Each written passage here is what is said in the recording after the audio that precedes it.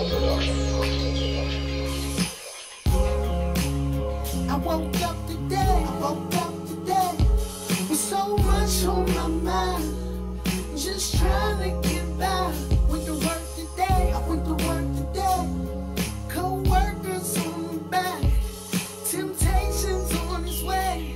It gets hard trying to be the new me, but I know that you're there for me when times get hard.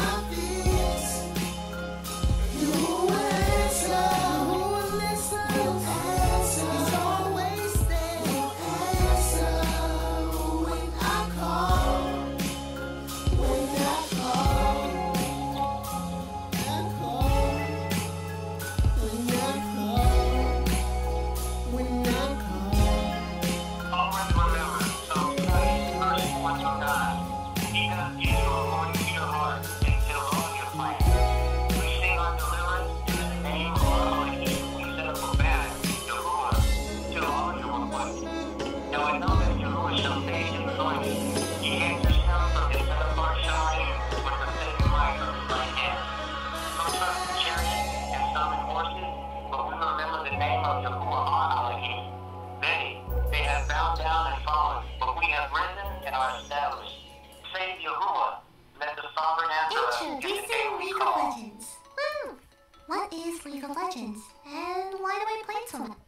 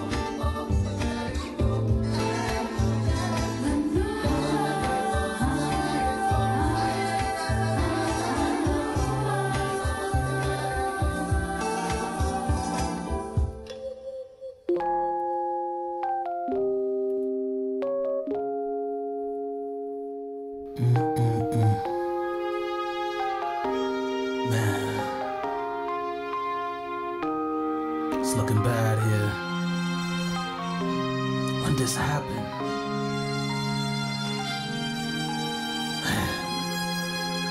Yahusha, when you coming back?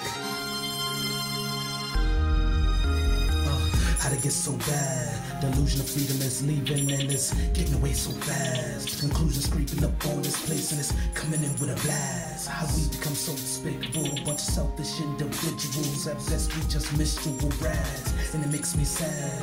What kind of place think it's okay to take kids from their dad? Steal from the poor and give to the bad, it's sick where we at. This world's very contrary, opposite and anthem of what Yahuah handed them. They trampling this planet and they damaging the land and invading the skies with cancer and not giving us a chance. But when Yahuah called, I answered him. I'm fearing him on the mountain, declaring his good news to those that's hearing him. He's sealing them, the wicked he's revealing them, the sickness he is healing them. Yes, he is very real, and when you believe you will hear from him. He's calling those that's seeking him with all they being in, hearing and receiving him in truth, love and believing him. I'm meeting him on his name,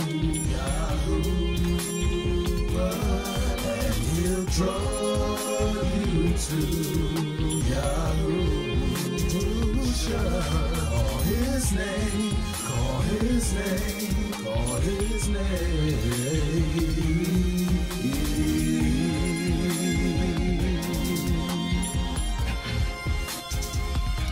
Please come, yo, Yahusha, we need you.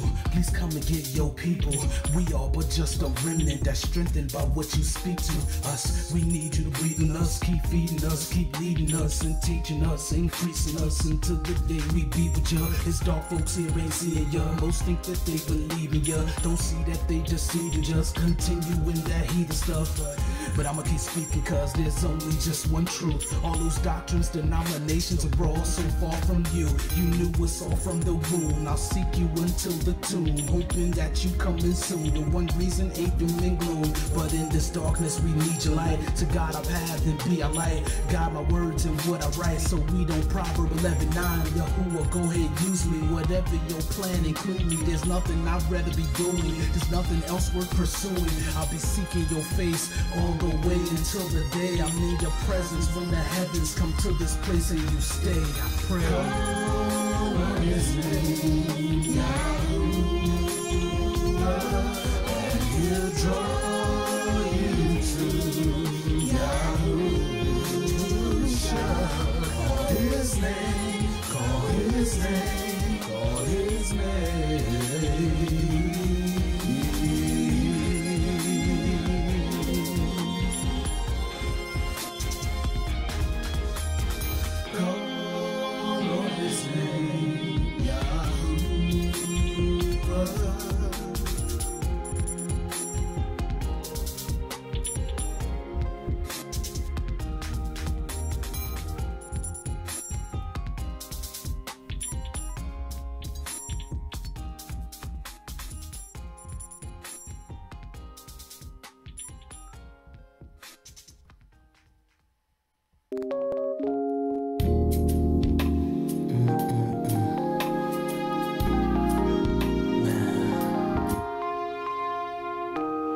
It's looking bad here. When this happened,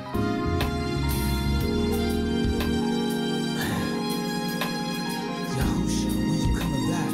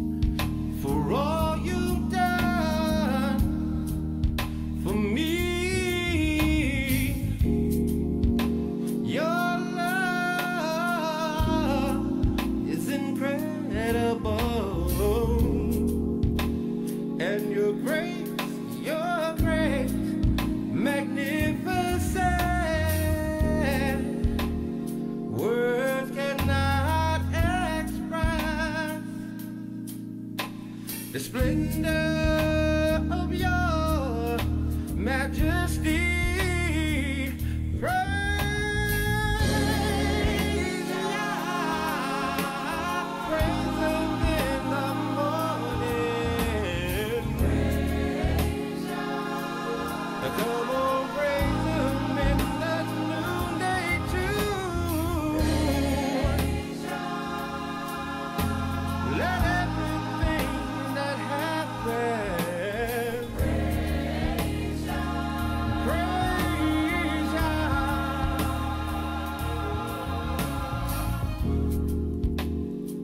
And sometimes there'll be trials that will come your way, and the darkness encompasses you, that you can't tell your nights from day. But Yah, He's faithful, and His word is so true, so true, so true, that in your darkest hour, it is Yah that pulls you through. Praise Yah. Come on and praise Him. Praise Him in the noonday too. Praise Yah. Let everything that happens praise Yah. Praise Yah.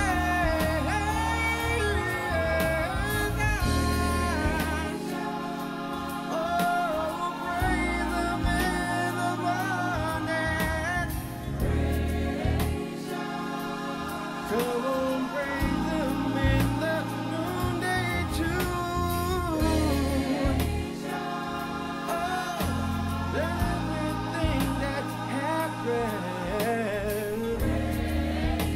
praise Yah.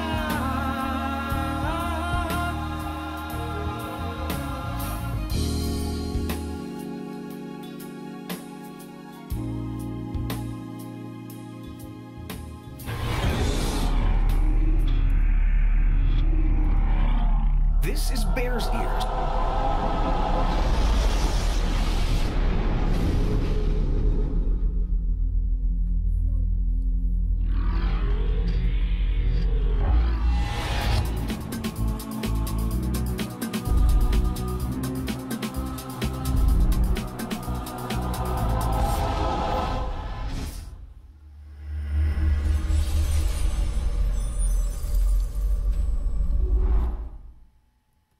Allahu Yahuah, I want to say shalom to you all, Mashpaka. It is wonderful to be here today, and it is indeed great to see each and every one of you. Greetings in the set-apart name of Yahuah. It is my hope that you are doing well. Praise Yahuah. And for those of our Mashpaka who are not doing so well, we pray that Yahuah would just continue to barak you, to pour out restoration and healing upon you. And where He wills that we go through the fire, that He will give us the strength to go through. Certainly that He will. He certainly will not put more upon us than we can bear. And also all things do work together for the good of them that love Him and are called according to His purpose. As human beings, sometimes we don't quite understand that, because we don't know it all. We can't see it all. We don't see what He sees. Therefore, we don't have the understanding that He has. But one thing we do know, that in the end we'll understand it. We'll understand all things in the end, when everything is perfected once again. And so we give Yahuah praise, honor, and esteem for who He is in our lives. We praise and honor Him for keeping us, and for showing favor to us even when we're not deserving of His favor. Allahu Yahuah. Let me begin today as we prepare to open up in prayer. I just want to take a moment to greet my Mashpaka family. As always, it is wonderful to see each and every one of you. Give Yahuah praise, honor, and esteem for you continually. Allahu Yahuah. Let me say shalom to our Rakut Joan NW, and Rakut Joan there is joining us from the UK. Also want to say shalom to my Akut Sharon, African Us or Africanas. Want to say also shalom to Akut Yisraela. Shalom to you, Akut. Wonderful to see you. And truly may Yahuah barak you all, Mashpaka, you and your Bayat today. Also want to say shalom to my Akut Yanat. Wonderful to see you, Akut Yanat. And also want to say microphone is open. That's Akut Joan. Okay. Also want to say shalom to my Aki Damon. It is wonderful to see you as always, Aki, and to my Aki Matat Yahu. Shalom to you family, to your Bayat, the entire household. I greet you all.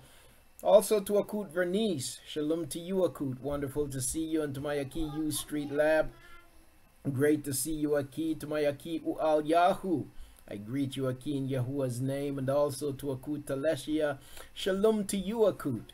Also want to greet my Akut Mia Farley, that's Akut Jones' daughter. Want to say shalom to you, Akut, also. And to Akut Mary. Also to Aki Keith, greetings to you, my Aki. And to Akut Joan, that's our other Akut Joan here in the States. And to Akut Carmen, to Akut Atalia, to my Akut Al Yashaba, to Aki Adi Al, to my Akut Adelaide Farley. And there are a couple devices in the room that the names aren't attached to, so the room took the device name. Want to say shalom to you all, family. It is wonderful to see each and every one of you today. Also want to greet our Mashpaka on YouTube. Bear with me for a moment while I turn my attention to YouTube and greet the family there on YouTube today. Bear with me while I do that. Let me just get YouTube on the screen. Okay. Bear with me here just for a second. And so to my Aki Mitchell Wells, I want to say shalom to you, Aki, and to my Aki Dani Al, Husha Yahu Yashar Al. Greetings to you, my Aki. To Aki Akut Mahalia, I want to say shalom to you, Akut, also. And also to Rain Justice Yahuah. That is Akut Sherry and Jim. Want to say shalom to you, Mashpaka. Also want to say shalom to my Aki Isaiah Crawford. Greetings to you, Aki. And also to Akut Anitra and Akut Angela. Shalom to you, Mashpaka. Wonderful to see each and every one of you today. And we give Yahuah praise for his keeping. To the family on Facebook, we greet you all. And we want to welcome you to the broadcast if you're joining us for the first time. And for those who join us from all around the world via delayed broadcast or, you know, recording, we greet you all. On behalf of all of the Mashpaka, I want to say shalom to you all, family. Great to be here today. Great to see each and every one of you. We're going to open up in prayer, and then I'm going to open up the microphone here for a little bit before we get into continue our study from the book of Mashali, chapter 27. Open up the microphone to see if there are any testimonies, or there's something anyone would like to share with the assembly. Just want to take a few minutes to do that today. Would certainly like to hear your voice, family. And so I want to make sure that we take some time to do that today. But we're going to open up in prayer, and then we're going to come back and we're going to open up the mic for a little bit before we get to our study for today. So Bear with me here just for a moment while I get that in order. And so let us, if we would, Mashpaka, let us turn our faces toward the set-apart place of Yahuah today, as we seek for His favor, as we seek for His guidance and His compassion. Allow Yahuah. Allow Yahuah. Praise Yahuah. Father, we thank and praise you for your goodness, your wonderful kindness, and your mercies.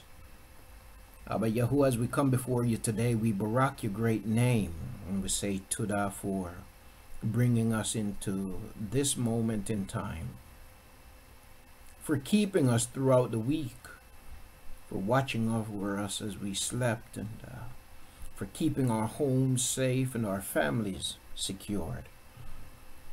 Abba Yahuah, we thank you for all that you're doing in the earth. Your works are marvelous, Yahuah.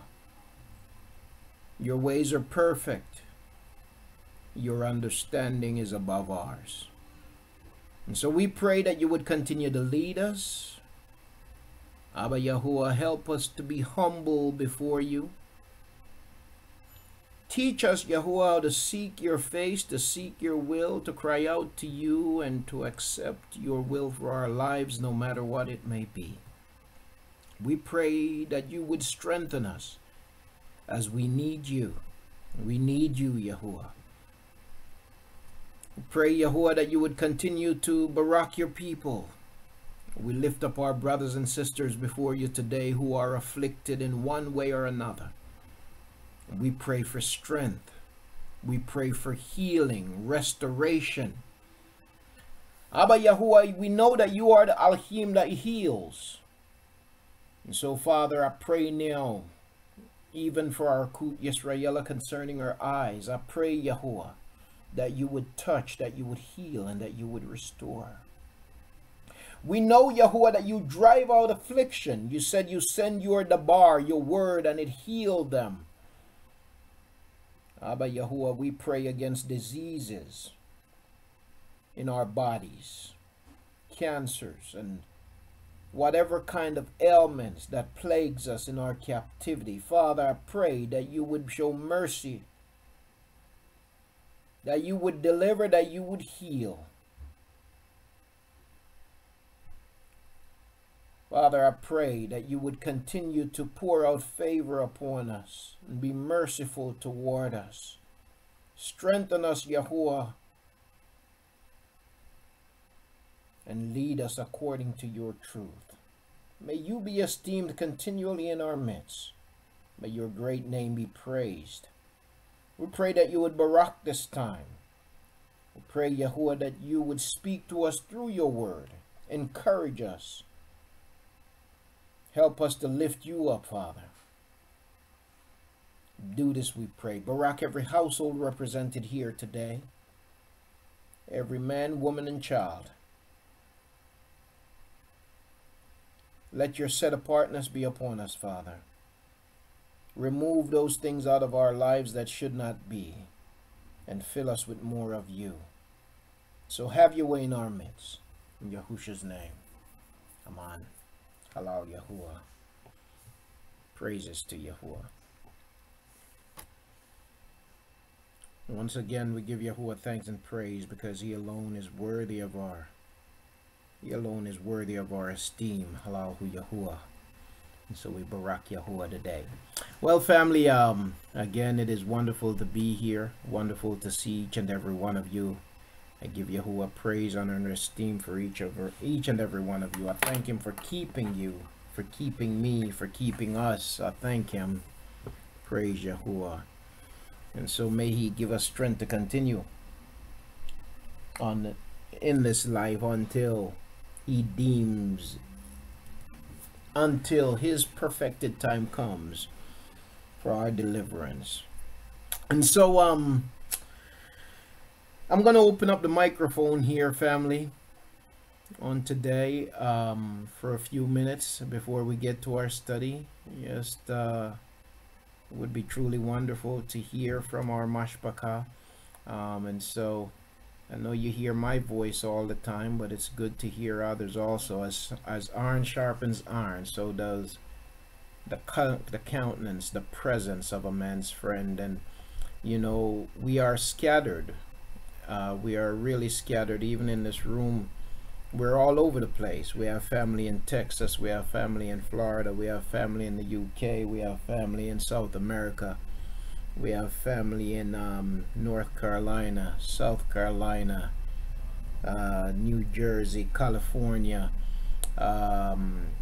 Arizona, you name it. We're all over the place. And so we're quite scattered. And the scriptures, as the scriptures tells us that we would be, we're not just scattered in America, but we're scattered all over the world. You see, the people of Yasharal are scattered everywhere, and you know, it makes it difficult for us to come together in the flesh. And so the next best thing is to hear your brothers and your sisters' voice from time to time, as that certainly can be encouraging. I know for many of us, we live in places where you can't find anybody else around you that you can have that fellowship with, and you can really have a meaningful conversation with and relationship with. But and so we praise Yahuah for the opportunity that we do have, where He allows us, He brings us together, and we can communicate and we can hear one another until such time that we can see one another. And so, family, I just want to open up the microphone here for a moment, and to anyone who would like to come to the mic, if you have a testimony that you would like to share, then that is wonderful. If you just want to come to the mic to say hello, shalom, whatever the case might be, that is great too. I see my Aki Keith, and so Aki, without further ado, please go ahead, Aki, my Aki Keith. Shalom, Aki. Hey, shalom to you, Aki. All praise to Yahuah. Yes, indeed. And I just want to say, Aki, we appreciate you taking time out to share the word with us. And, you know, just continue to do what you're doing. And Yahuah definitely using you to reach many people. And we are very appreciative that all that you do. I know sometimes you may feel as though, you know, sometimes you may feel like, hey, it's not going the way you want it to go. Yeah. Meaning, like, sometimes you may feel alone, like, okay, they here, but are they really here? Yeah. You know what I mean? Yeah, yeah. And so we truly appreciate you and continue the good work, and we walking with you, my brother. Praise Tada. To that Rabbi Aki, to that for those encouraging words, and I give Yahuah praise for you. I praise Yahuah for that energy that He gives you. I need a little of that. I praise Yahuah for you also, Aki. I love and appreciate you. Praise Yahuah. Let me go to, who else do we have? Do we have someone else? No, that was Aki Keith's hand that was up. All right. Anyone else, family? We would certainly like to hear from you. I know that the family on YouTube, you can't join the conversation via audio, but if you wanna just peek your head into the Zoom room, just so you can get on the microphone, and somebody's marking up on the screen there. I'm gonna have to try to correct that in a minute. But if you want to peek your head in the Zoom room so you can be heard, then you can go to zoom.com, I believe. And the meeting ID is 853-555-904. 853-555-904. There's also a phone number, a couple of phone numbers that you can use to access Zoom. And let me see if I can find that. One of them is a toll-free number, and the other one is no, you don't want to go by all of the information that's there on the screen, or zoom.us. But the phone numbers for Zoom is actually both these are toll numbers, it seems. 646-568-7788. 646-568-7788, and then you put the meeting number 853-555-904 or 6465, yep, or 415-762-9988. So that's for anyone who perhaps would like to join the Zoom conversation. If you're on YouTube or in some other place and you would like to join the Zoom conversation, then you can certainly do so. All right, with that, I'm gonna go back to, before we move on, I'm not gonna stay here for too long. So but before we move on, I just want to make sure, give everyone that opportunity. If there's no one else, then we're gonna get started in our study for today. All right, so let me just get a few things clear here. I got some markings on the screen that I'm going to try to get rid of, family. Let's see. Let's see something. Give me just a sec. Erase. Okay, is it doing it? Yeah. All right, let me just get rid of this stuff on the screen here. There is a way to do that more quickly. All right.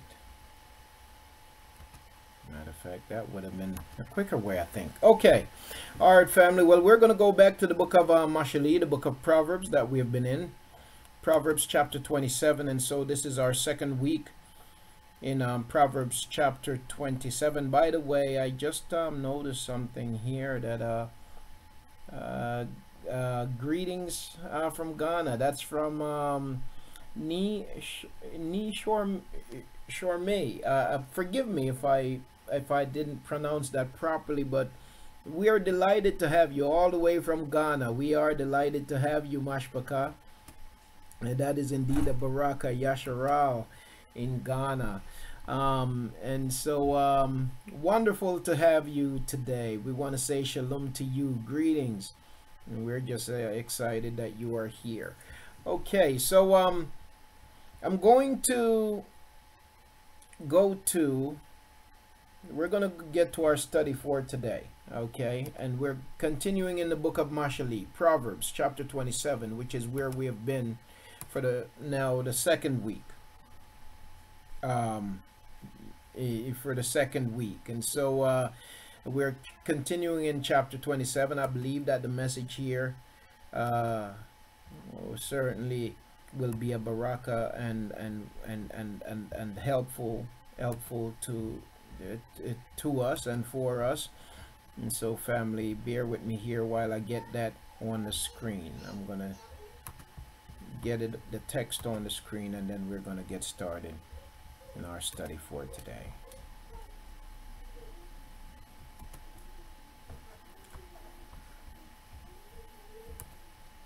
Mashali, Proverbs chapter 27. Wow, what did I do here? Okay.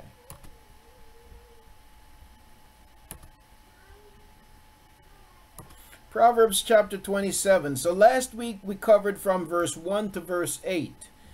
This week we'll be picking up at verse 9.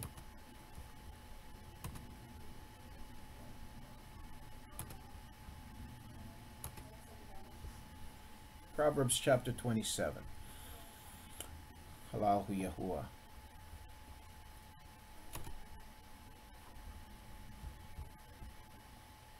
Okay. Mashali chapter 27. I'm going to change the view that we see here. And we're picking up in verse 9 this week. Chapter 27 and verse 9.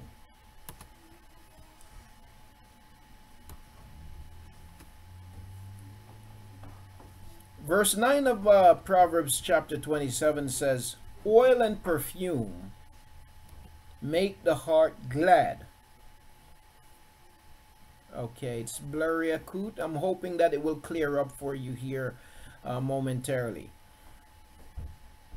Oil and perfume make the heart glad. So A man's counsel is sweet to his friend. Oil and perfume makes the heart glad. So a man's counsel is sweet to his friend. But we want to play a little game of Honest Abe here today. We want to play a little game of Honest Abe here, so to speak. Because the reality is, the fact of the matter is that while wise counsel is always delightful, whether we realize it or not, whether to get good counsel from a friend is actually something that we ought to be thankful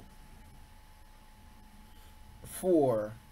Not whether, but the fact that good counsel from a friend is something that we should appreciate and be thankful for whenever we get it. The fact of the matter is that wise counsel is not always what we really want.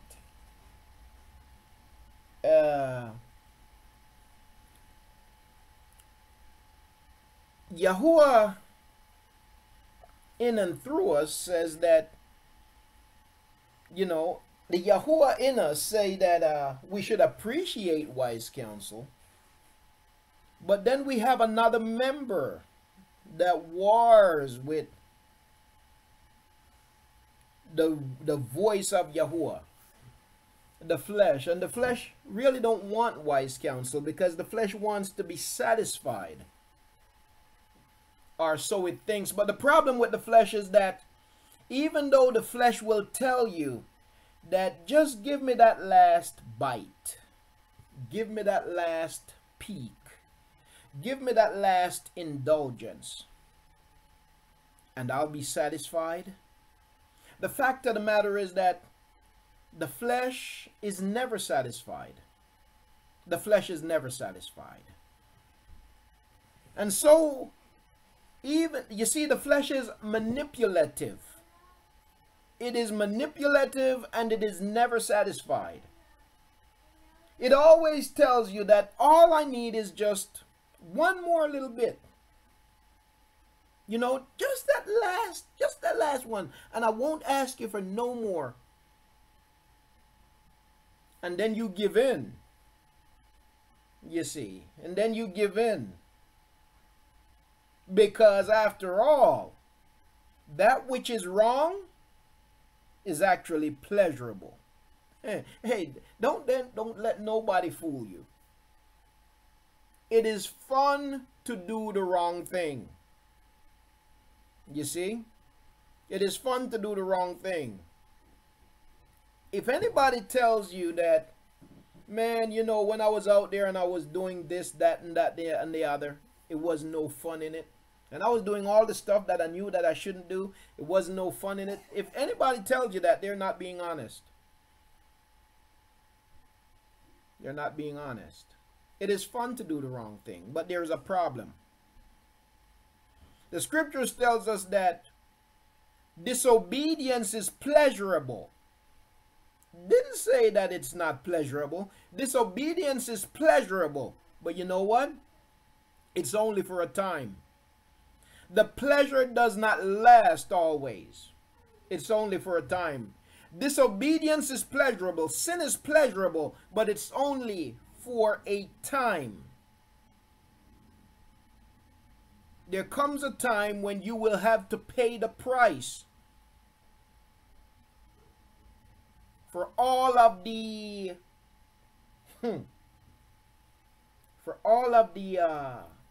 how should I put it? For all the perks, all of that salaciousness, all of that, you know, taboo, whatever you might want to call it. Yes, all of that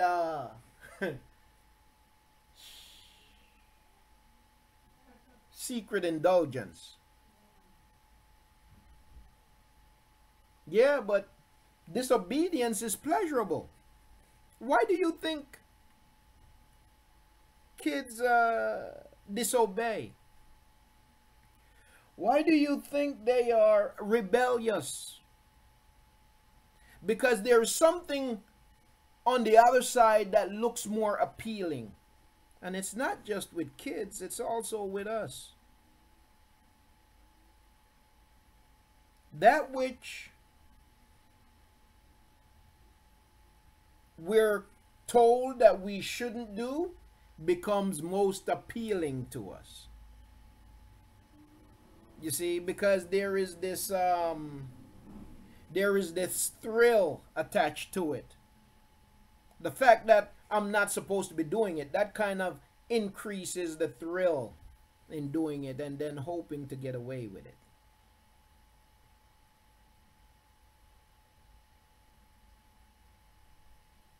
But at the end of the day, when you do get caught, it's not so pleasurable anymore. It's not so pleasurable anymore. Now I was watching American Greed last night.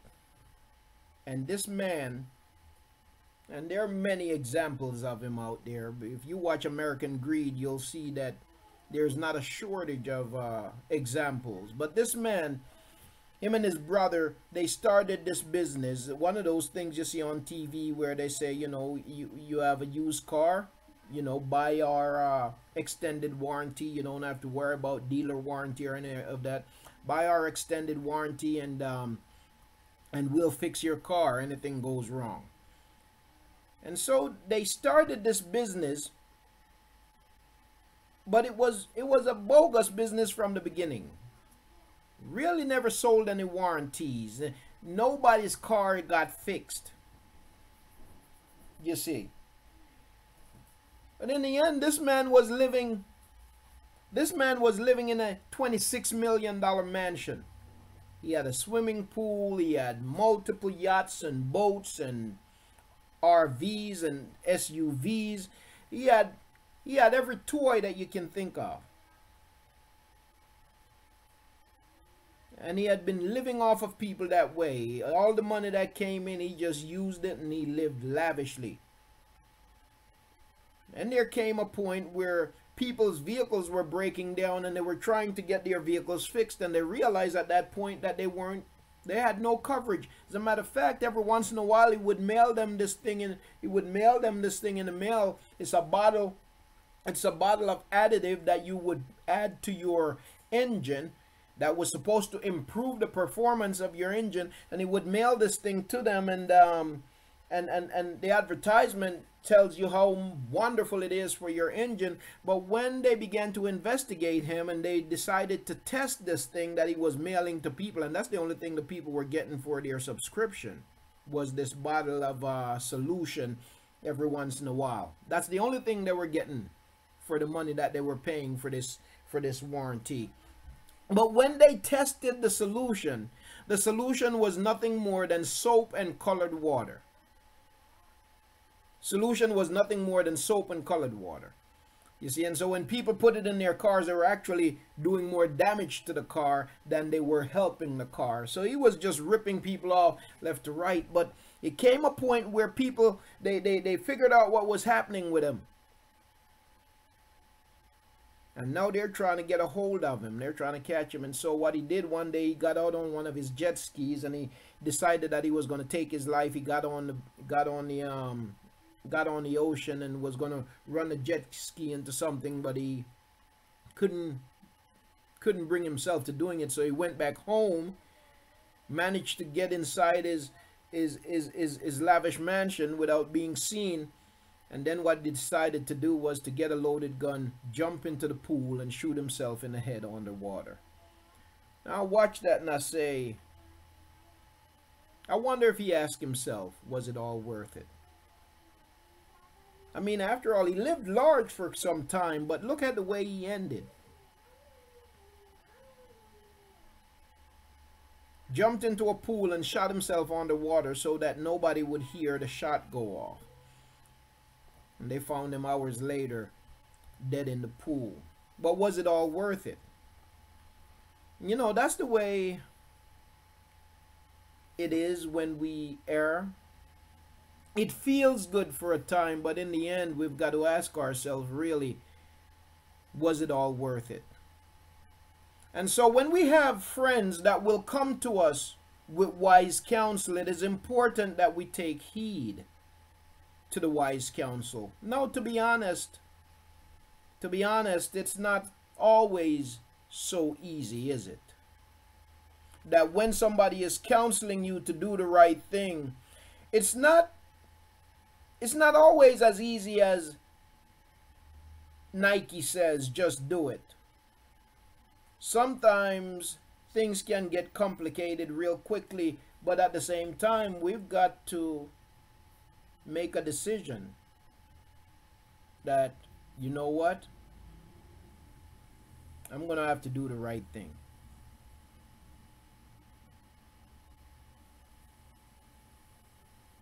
Yes, indeed. For what does it profit a man if he gains all the world and then loses his own life? Or what shall a man give in exchange for his life? So Yahuah says, oil and perfume make the heart glad. And the wise counsel of a friend does the same thing. If you will accept and receive wise counsel, you will be better for it in the end. You won't have to deal with that calamity that comes with disobedience. You won't have to deal with the chaos and the confusion that comes with disobedience. But it is dependent on whether or not you are willing to appreciate and to accept wise counsel. We read not too long ago where it says that open rebuke is better than secret love. You know, secret love can be a feel-good kind of love. Again, because the more secretive it is, the more dramatic it is, and it gets your emotions going, and it gets your what you call that,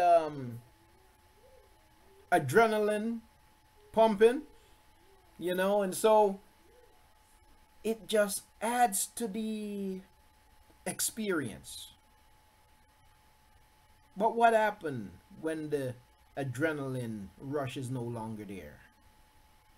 And what happens when what's now secret is not so secret anymore?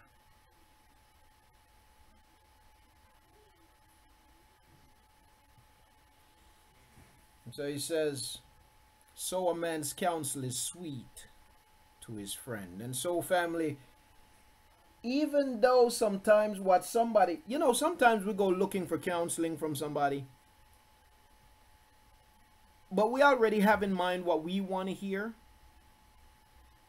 In other words, sometimes it might be that we want to do some foolishness and we're trying to get somebody to rubber stamp the foolishness. We go looking for counsel, but it's not that we're looking for wise counsel. We're just trying to find somebody to approve what it is that we're doing that we should not be doing. We're looking for affirmation in our folly. And so when we go, now if you go to somebody who is not a true friend, then they're going to affirm you in your folly because they're not your friend. You see? But a true friend is gonna be truthful. A true friend is gonna look out for your good. A true friend is going to evaluate the situation, consider the repercussions, and upon considering them, he's going to share with you what he observes, what he sees, or she sees or observes. A true friend is going to keep it real.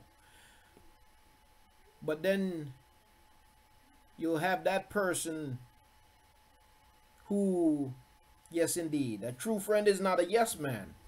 A true friend is going to be honest. A true friend is going to tell you what you need to know. A true friend is going to offer the correction that you need, you see.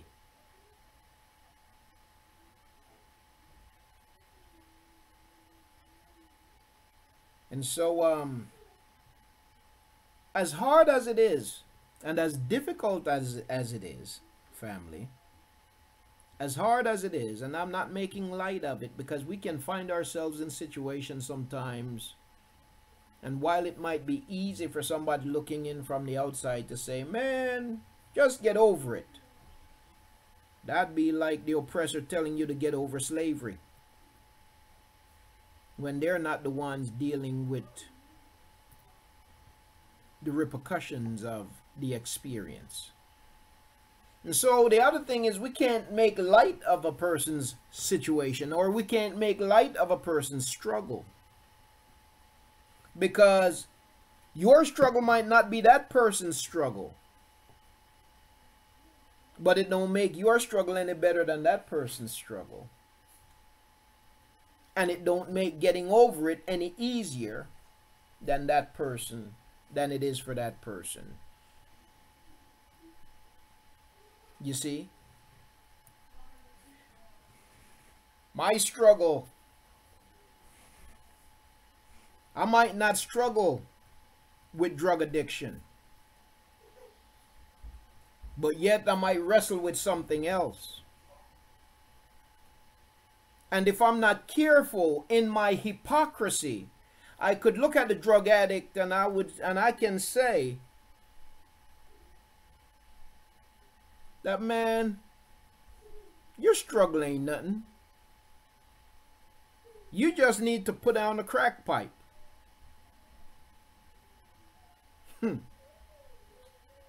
Well, maybe I should say that to me about my struggle, about my own struggle. If it's so easy for that person, then it should be as easy for me to get over mine. But you know, the other thing that comes into play there with us is that we don't see our shortcomings as bad as the other person's. We always see ourselves in a better light than the other person. And sometimes we just don't see ourselves. The fact of the matter is, that's why we need a mirror, right? That's why Yahuah gave us a mirror. And what is the mirror? The mirror is his word, is the bar, his instructions. That's why he gave us his Torah, so that we may look into it, so that we may see ourselves. Because the fact of the matter is, if you're trying to look at yourself, you're not going to see everything. And that's just the way it is. You see, and so we examine ourselves through his mirror. But we'll always see ourselves better and stronger than we actually are. That's just the way we are as human beings. And so the important thing in that is not to make light of another person's struggle. Because if we become honest with ourselves, then the thing that we struggle with have just as much as a hold on us as that person's struggle has a hold on them. And we need Yahuah to deliver us. Here's the other thing. We are not tempted by things that does not appeal to us. Shaitan does not seek to tempt us with things that have no appeal to us. He studies us. He knows what it is that we desire.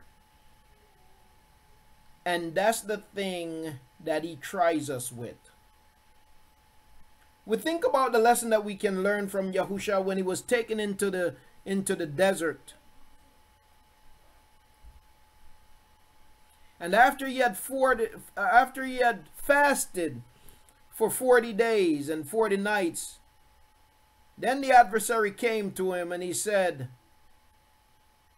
"If you are the servant of mankind, command these stones to be made bread." Why did he tempt him with bread because he knew that he was hungry. He knew that he desired food. And so he tempted him with bread. Not only did he tempt him with what he knew that he desired, but he also tempted him with what he knew he was capable of doing. You're not going to be tempted with something that you are incapable of accomplishing. When temptation comes, the temptation is, listen, the adversary already considered the whole thing. He considers opportunity. And he considers ability. He considers your desires, and he considers your ability to fulfill the desire. And then he comes along with the temptation. Yes, indeed. He knows your weakness. And so he said to Yahusha, he knew who he was. He knew that he was the servant to mankind. If you are the son of Adam, servant to mankind, command these stones to be made bread. Knew that he was hungry, and he knew also that he had the ability to command that the stones be made bread. And so temptation will always come in the form of things that we desire and what we have the capability of following through on. That's how temptation works. That's how the adversary works when he tempts us. And there is, all of us, there is something somewhere. He knows something about us that can get us. And so that's why we've got to continue to keep our hearts guarded and not subject ourselves to situations where we can be overcome. Because it doesn't matter how strong we are or how strong we think we are. Given the right circumstances, we will succumb. So we got to be mindful of that, and we got to stay clear of certain situations and circumstances. We've got to guard our hearts so that we do not succumb to those situations. Yes, indeed. And so when the temptation comes, we've got to remember that in every situation, in every temptation, there is also a way of escape. We've got to be willing to take the way out. We've got to be willing to find the door. As a matter of fact, it's not so hard to find the door either. The question becomes whether or not we want to find the door, we want to go to the door, or we want to stay where we're at. The question becomes whether or not we want to exit or we want to stay in the midst of it. Because there are many signs pointing to the door.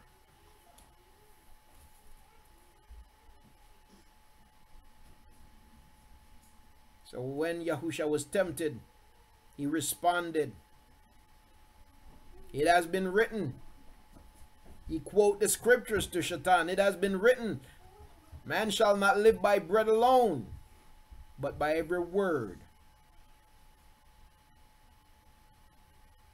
of Elohim." You see, he quoted from Dabarim, chapter 8. You see, the other thing about temptation, family, is that we have to understand that temptation is not the transgression. Temptation is not the transgression. Succumbing to temptation is. But temptation is not the transgression. Temptation is there to humble us, to remind us, take heed lest you fall, to remind you that you are human living in flesh, and that as human living in flesh, you are, if you're not careful, you can find yourself bundled very quickly. So you see, temptation, it's not the transgression. The thought that comes in itself is not the transgression. You know, if we're not so careful, we can become so we can put ourselves on such a pedestal that when thoughts come, and we don't understand how thoughts and imagination work, and so when they come, we can beat ourselves up beyond what we should. We can, if we're not careful, we can condemn ourselves, or even allow our hearts to condemn us just because of a thought coming to you. And then you think like, well, why am I, how dare I think this way? And you know, I'm too set apart for this. But the fact of the matter is that thoughts will come.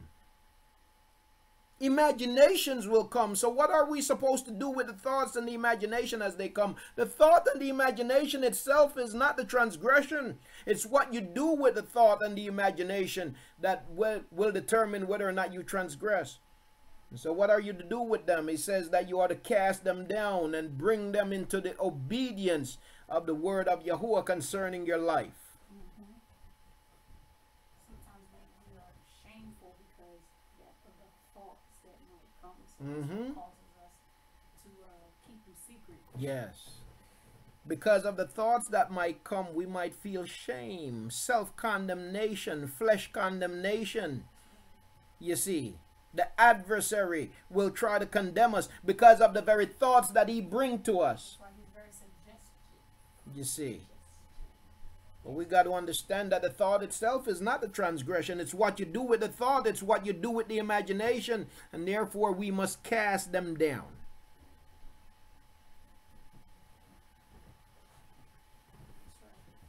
You see. But a man's friend, a true friend, is very important in that process. You know, the best thing you can do if you're having thoughts and imaginations and you can't seem to shake them, the best thing you can do, because the adversary would like for you to keep it to yourself. Keep it between you and him. The best thing you can do is to share it with a friend. Talk about it with a friend. Expose the adversary.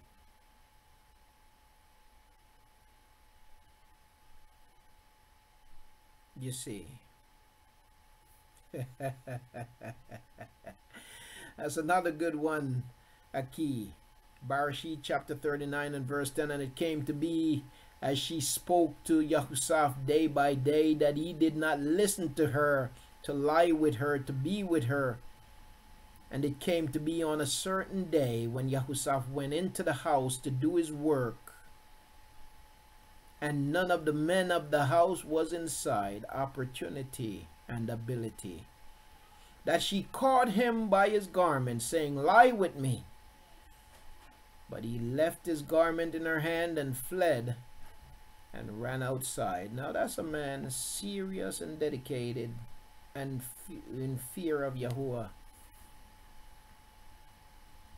Because here it is, you have the wife of the second most powerful man in the house, in the land. The wife of the second most powerful man in the land. Now a wise man will say, man, I ain't messing with that. Because if I get caught, that's going to be my head. Yahusha was wise. He said, you know what? I ain't doing this. But then you'll have a foolish person who will think, man, she is the wife of the vice president. I can't pass up this opportunity. And they don't think about the repercussion that's going to come later. You see? Yes, indeed. Tell a non-gossiping friend.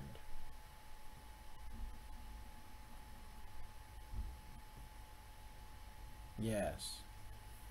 And so it is important for us to It is important for us, family. The whole point here that I'm reflecting on from Mashalib chapter 27 and verse 9 is the fact that it is important for us to appreciate a true friend. Now I want to point out something to you before we go any further concerning the word friend. I want to point out something to you concerning the word friend and friendship. If you look at the text, the word that is used for friend is raha. Raha. Raha, raha. Whichever way you say it. Raha. That is the word that is used for friend. Now, why is that important? Why is that important? The word raha or raha, it means head. It means head. You see, when you choose your friend, you ought to choose them wisely. When you're looking for a friend, you know, there are a lot of people, self-centered people. Listen, self-centered people want somebody that they can manipulate. They want somebody for them to be over. But a wise man looks for somebody to be under. Somebody that can guide them. Somebody that can instruct them. Somebody that is more experienced than them. When a wise person looks for a friend, they look for somebody that is more experienced, more advanced than they. Whereas a foolish person looks for somebody that is weaker than them. A wise person looks for somebody that is stronger. A foolish person looks for somebody that is weaker because they want somebody that they can manipulate.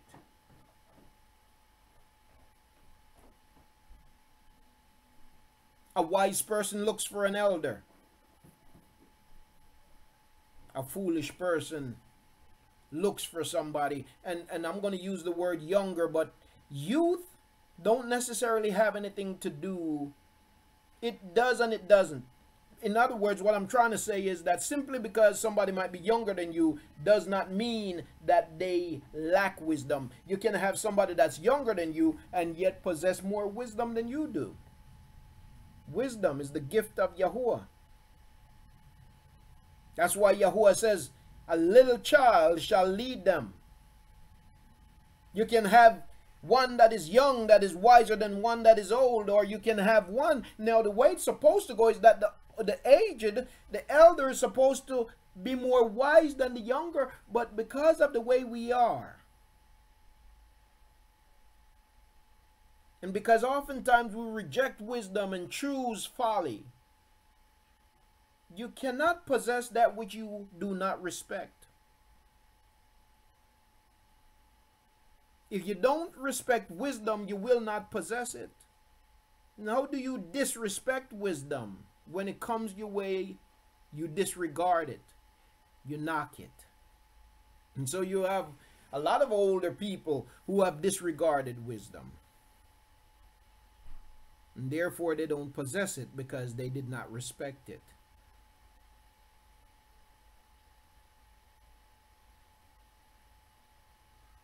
Anyway, so verse 9, we have more verses to cover, so I'm going to continue on here. I want to read verse 9 again. It says, oil and perfume make the heart glad. So a man's counsel is sweet to his friend. Is raha, his head. You see?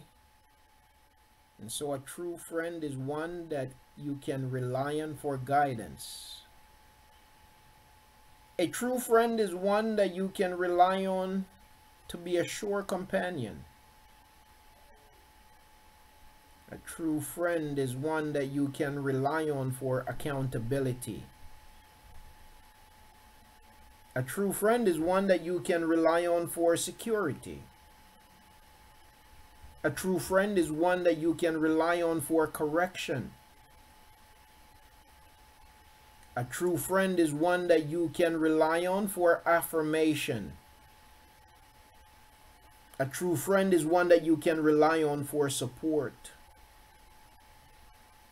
A true friend will be there for you when things get rough. They'll stand with you.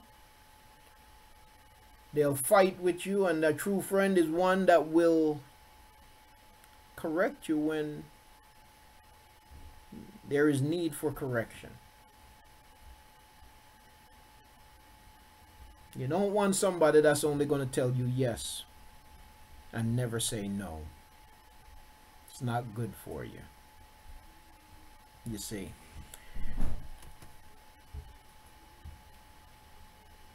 Verse 10 says, do not forsake your own friend or your father's friend. And do not go to your brother's house in the day of your calamity. I want to stop there for a second. So he says, do not forsake your own friend or your father's friend. So again, because we're dealing with the flesh, and because the flesh only want to hear what it wants to hear, then if we're not careful, a friend will come to us and will bring wisdom, will bring wise counsel. And because what they're bringing is not what we want to hear in that moment, then we will say, well, you know what, man, I value this thing that I'm currently in more than I value your friendship. And so you make the choice between wisdom and folly. And so Yahuah says, do not reject, do not forsake your father's friend or your own friend. Do not forsake your own friend or your father's friend. And do not, here's the other part now that we want to look at. Do not go to your brother's house in the day of your calamity. What does that mean? I mean, if you listen to the translation, you would say that's nonsense. And in some ways, yeah, because it's not properly translated. Do not go to your brother's house in the day of your calamity. If anything, ain't that when I should be really trying to go see my brother? When there is calamity in my life? So is that what it is saying? No, it's not exactly what it is saying. You know what it's saying? Do not bring your nonsense to your brother's house. Do not bring your nonsense to your brother's house. You see? When you go out there and you get in your stuff, don't bring your nonsense to your brother's house. It's really that simple.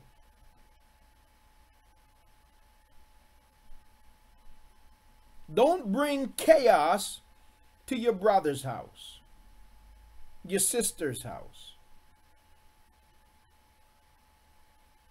You know, it would be like somebody who go out and do all the wrong things, mess with people. They might rob people, steal from people, do all kinds of stuff. Now they got the whole community after them.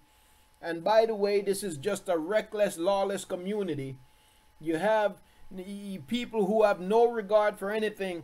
Now you go messing with them, you stir up stuff with them, and then they're after you and you're going to run. They're chasing you down the street and you're going to run down the street and turn right into your mama's house. Now what's going to happen? You think they're going to stop at the door? No, they're coming in.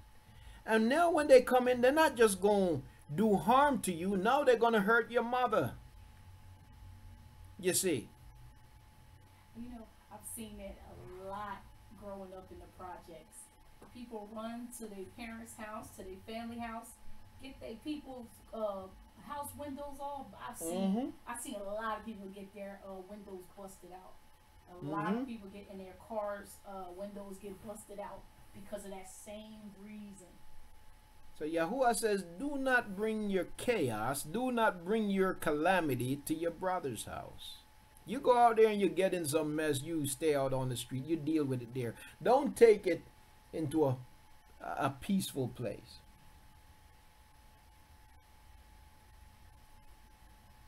You see? So, when you refuse to heed wisdom, and now you find yourself caught up, don't get other people mixed up in your mess. You see. Yes, indeed, Aki. You made the mess, then you clean it up, but don't get other people mixed up in it. Do not go to your brother's house in the day of your calamity. Better is a neighbor who is near than a brother far away. Better is a neighbor who is near than a brother far away. I think that the lesson that we need to learn from that is that we need to do good by our neighbor. You can't live next door to somebody and then treat them very rudely and then think, well, I got 10 brothers. Now, the 10 of them, one might be in Ohio, the other one might be in Colorado, the other one might be in Texas, and the other one in California, and ain't none of them near you. But simply by you're thinking that, well, I got 10 brothers, and so I don't need nobody else. I could treat my neighbor any old kind of way. I don't need him. You see? You got neighbors who they won't speak to you until they need you.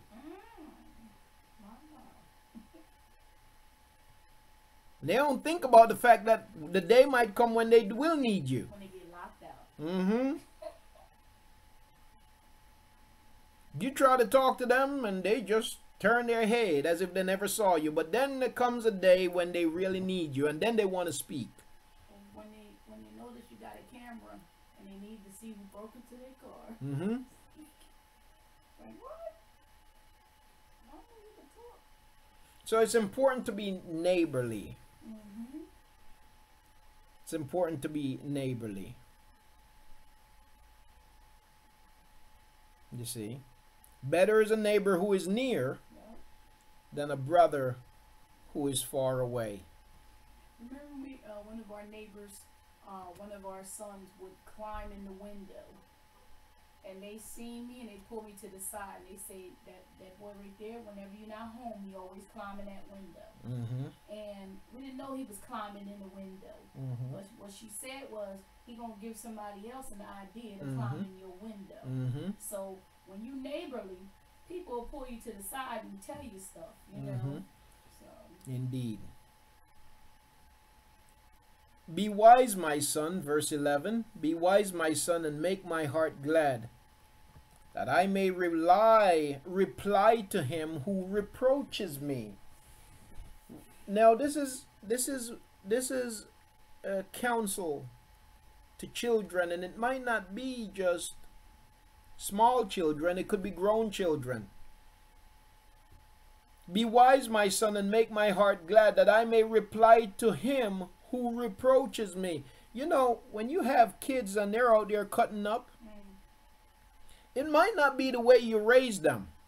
But when people see them, the first assumption is that they ain't got no home training. There ain't no structure in the home. Their mama this, their daddy that, you see. And people only have bad to say about you, even though it might not be true, because simply because a child is out there acting up, it's not necessarily a reflection of the kind of parenting that they have received. But people do often make that mistake to think that if a child is out there acting a fool, then it's because there ain't no structure in the home.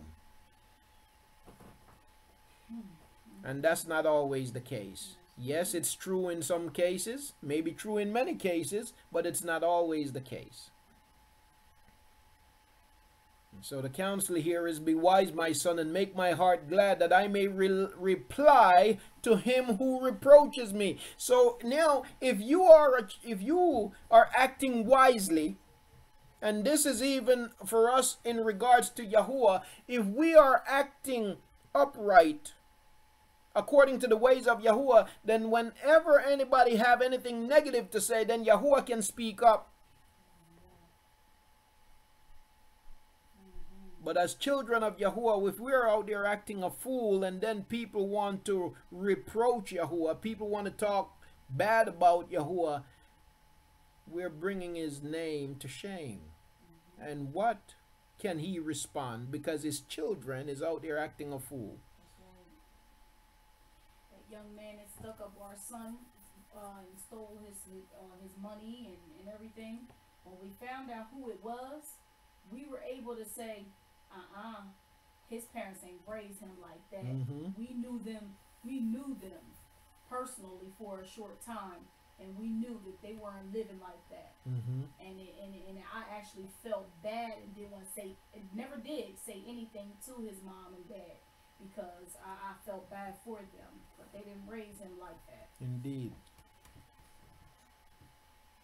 Now, a prudent man, a sensible man, sees evil and hides himself. The naive proceed and pay the penalty. You know, it's like flies to a flame. A sensible man, a prudent man, a wise man, a shrewd man sees evil and hides himself. But the naive proceed and pays the penalty. You can look at that, you can see there are a lot of people, grown people and young people, something jump off, there might be a fight, there might be a shooting, and they're running into it. You see? A wise man hears something go off, he say, you know what, I'm going to take cover. You see? A foolish man will run into something that have nothing to do with him. A wise man will stay out of a conversation that has nothing to do with him. A foolish man responds to everything. A foolish man takes the dog by the ears and get bit. A wise man recognizes that, you know what, that's a dog, he ain't mine, I ain't messing with him. So a prudent man sees evil and hides himself.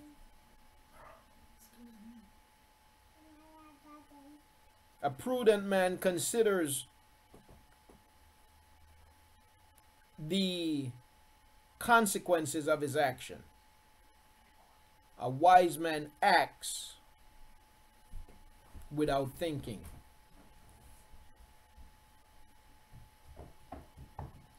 A foolish man acts without thinking. A wise man considers the consequences of his action, and then he acts, right? 13, take his garment when he becomes surety for a stranger. Take his garment when he becomes surety for a stranger, and for an adulterous woman hold him in pledge. Take his garment when he becomes surety for a stranger. When you decide to speak up or to defend a stranger, family, you know, when you don't know a situation, it's best not to speak on it, right? It's best not to try to defend what you know nothing about or who you know nothing about. You don't know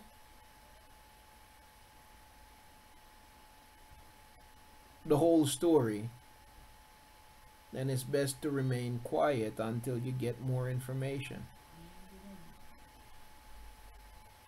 Because you run the danger,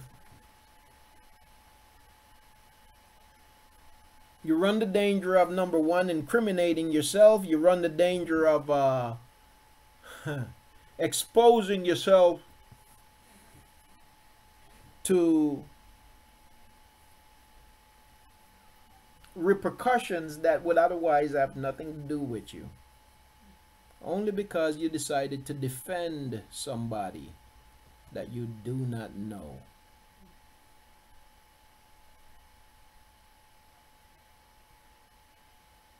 You know nothing about the situation. Take his garment when he becomes surety for a stranger.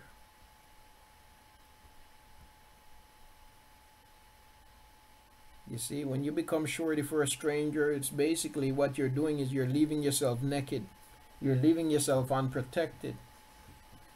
You know nothing about the person. How can you stand in defense of a person, the person's character, if you know nothing about the situation and if you know nothing about them. Right? Now, that surety there, Mm-hmm. is that like collateral? Yes. Okay. Yes. And you can become collateral for somebody by speaking up on their behalf, or by saying, you know what, if they can't pay, I'll pay. You see? But some people say if they can't pay, I'll pay, but they never think that, you know what, just maybe this person will never pay. And no, I'm going to have to pay. And then you say if they can't pay, I'll pay, not thinking that they aren't going to pay. And now you find yourself stuck with a bill that you have to pay because you didn't think about the fact that, you know what, yeah, I said it, but I really didn't mean it, you know. Well, I didn't think it would come. I didn't think it would come to this. it would come to this. But here it is, you're left holding the bag. Well, you said it. Or you know, that thing was his idea sounds like a sure thing. Mm-hmm. Or his job, you know, we didn't know when we were flooded. Mm-hmm. You see. Now, in verse 14, it says, He who... Be quiet, 'cause I don't want to offend. No, he who Barak, actually, and the word that is used here is, yeah, it's Barak. He who Barak his friend with a loud voice early in the morning, it will be reckoned a curse to him. Yes. And so, really, the word is, the word really is Barak. He who Barak his friend with a loud voice early in the morning, it will be reckoned as a curse to him. You know, family, you know the lesson in this is that there is a way to do good. There is a way to be courteous, and there is a way not to be. There's a way to be good, and there is a way not to be. There's a way to do good, and there's a way not to do. You see? If you're not careful in whatever you do, no matter how good it is, depending on your approach, then your good can be perceived as evil. No matter how good it is. So, you must apply wisdom to whatever you do, because no matter how good what it is you're doing, if you go about it the wrong way, then it can be perceived as evil. I know the brothers go through this right here. I've seen this post on Facebook before. When a man tries to overdo something for a woman, he don't know. He tried to help a woman off the bus. Let her stroller or some, some bags or something she had, and she thought he was coming on to her, so she called him all kind of names and stuff. I'm just trying to be nice. So you got to use wisdom in whatever you do, because your goodness can be perceived as evil. When I read that, no, it's not quite the same thing, but it would be like a loudmouth neighbor coming. Here it is, it's 7 o'clock in the morning. You're just waking up, and here comes this guy sounding like he's been up since 1 o'clock in the morning, and he ain't ready to go to sleep. And here he comes, with his loudness. He's telling you good morning, but man, not considering that you might be just getting up. You're not in the mood to hear all of that loudness that early in the morning. Might be a situation where you have family members, they want some help from you, but they're not considering the fact that maybe it is that you just got done working a double and you got home and you're asleep and they're somewhere else and they're calling you. You went to bed at 3 o'clock in the morning and they're calling you at 6 o'clock in the morning because they have a need. Or what they perceive to be a need.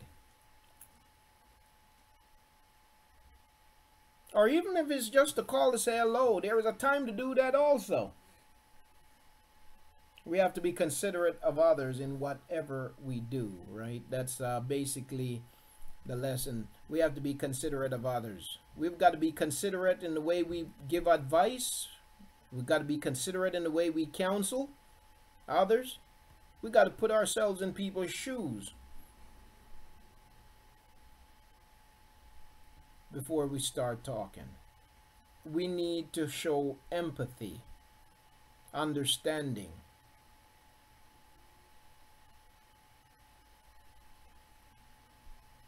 Verse 15, a constant dripping on a day of steady rain and a contentious woman are alike. You know, so when you hear water dropping off a ceiling, dropping into a bucket, pat, pat, pat, pat, pat, pat, pat, and it goes on and on. After a while, that becomes really annoying, especially if you're trying to get some sleep. If you have an annoying woman, or even an annoying man, it can be nerve-wracking. You see. Yes, nagging. Nothing worse than a nagging person.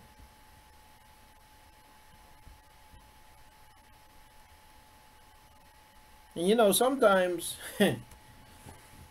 a person might only be trying, they might be trying to be helpful, but they're going about it the wrong way too. They might be reminding you of something, but they're like a snooze alarm that goes off every minute and a half. You figure, you know what, I'm going to lay here and I'm going to get another 10 minutes, but the alarm, the snooze, keep going off every minute and a half. It becomes annoying if that's the case.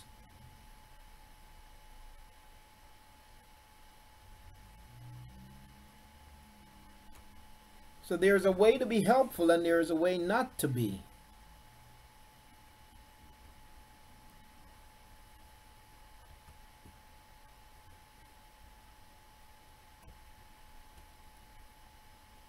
Because in you trying to be helpful and you're being overzealous in your helpfulness, it can become a turn off to the person you're trying to help. Might make them say, you know what, I don't even want to do this no more. You see? So wisdom in all things is necessary. He who would restrain this nagging woman, or nagging man for that matter, he who would restrain her restrains the wind. Try to restrain the wind. It's like trying to restrain water. He who would restrain her restrains the wind. But trying to restrain the wind is even worse than trying to restrain water. He who would restrain her restrains the wind and grasp oil with his right hand. It's impossible to restrain a nagging person.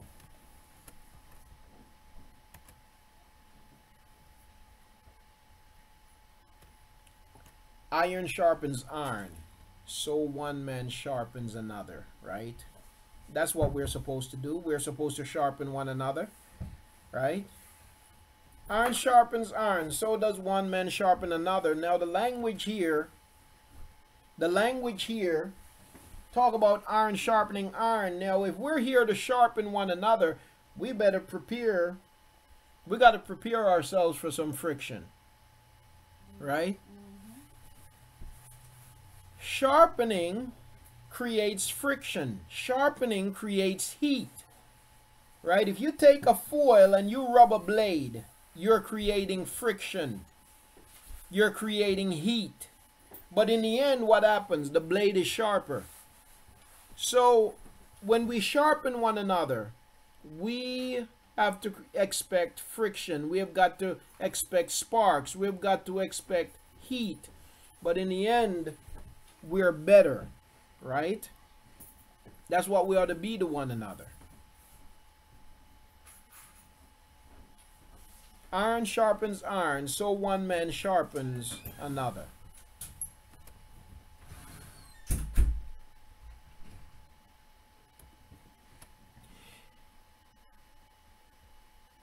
Bear with me here. Okay.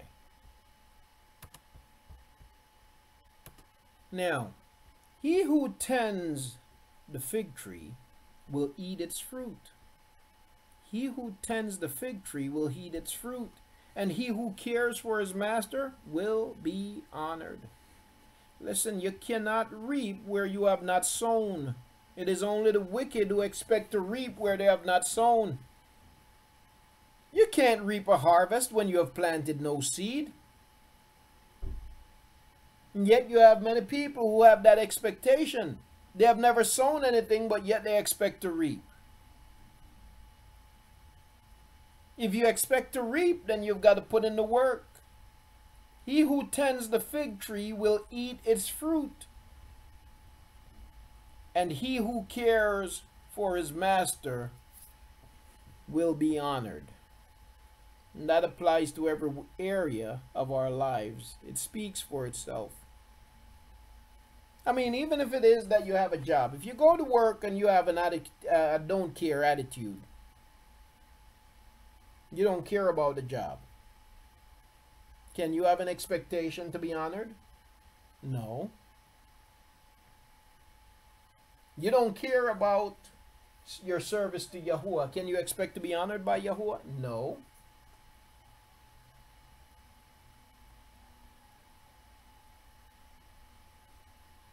You see, he who tends the fig tree will eat its fruit, and he who cares for his master will be honored.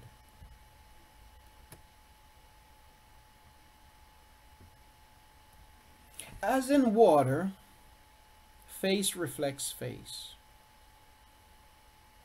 so the heart of man reflects man. Wow. Now that's a deep one, family. That's a deep one. When you look in water, you see a reflection of yourself, right? You see the reflection of face. But when you want to know what's in a man, then all you've got to do is what comes out of his heart.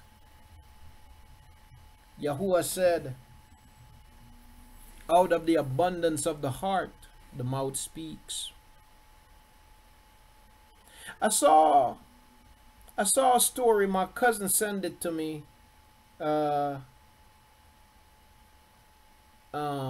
yesterday about a cop that pulled over a lady. It was a white lady. He pulled this lady over about a month after Philandro Castile was murdered. And so the cop pulled over this lady, but it was a white lady. But when the cop pulled her over, she was really scared.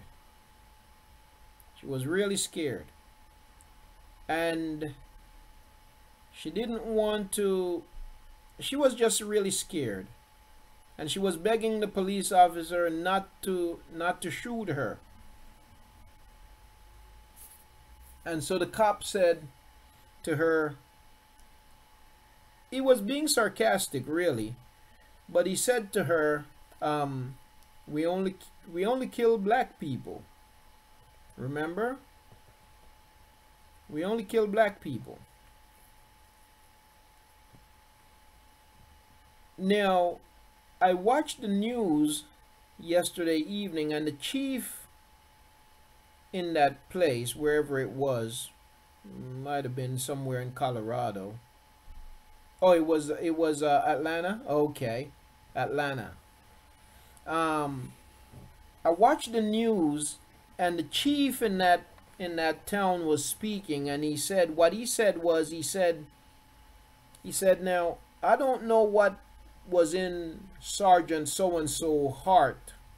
Oh, Cobb County. Okay, that's we stayed one of our retreats we were in Cobb County, I think.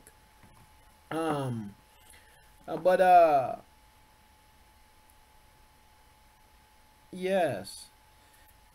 So we yeah, so the chief said, I don't know what was in his heart, but I I can only go by his words. And what I heard wasn't good.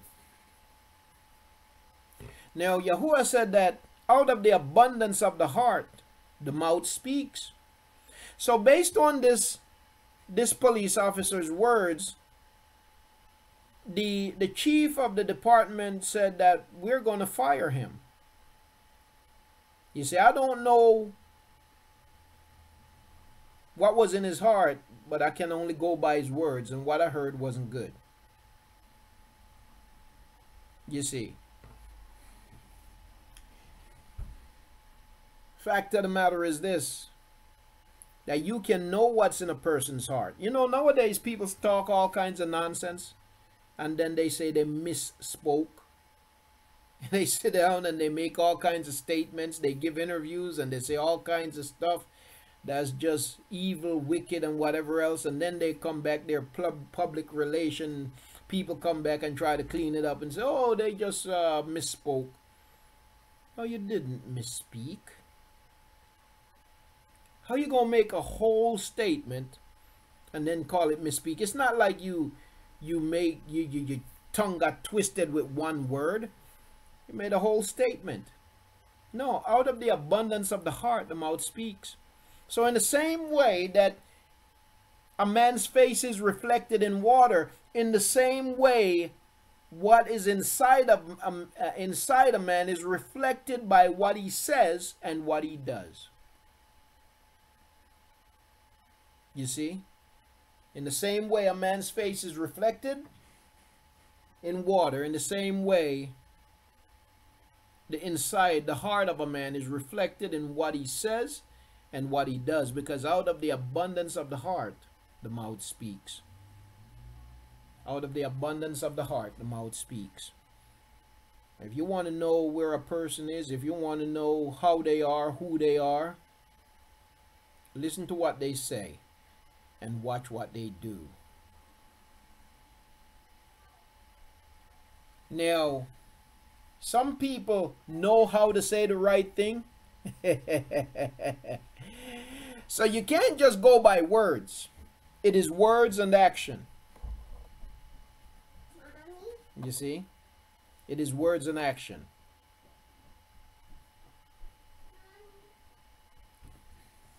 Shadi? It is words and action. Shah, come here, baby. Okay, it's words and action. Mom had to take your brother to work. I just said you're bad for You did? Yeah, Okay. He said I hate you. He said I hate you? Yeah. Okay, tell him I say you better bring it in. Okay. That's Shadi telling me that his brother said a bad word. His big brother. His brother said I hate you. Okay. Now, as in water, face reflects face, so the heart of man reflects man.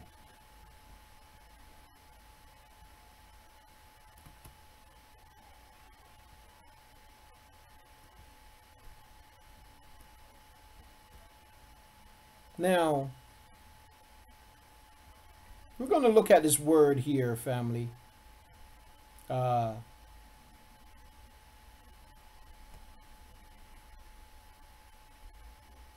word is Shahul. Shahul and Abadan. Now, what's interesting is even though they have Abadan here, the word is not actually used here in the text. Okay? Even though they have Abadan, it's not actually used in the text. Okay? But the word is Shahul, and Shahul, when we see Shahul in the scriptures, it's in reference to the grave, death.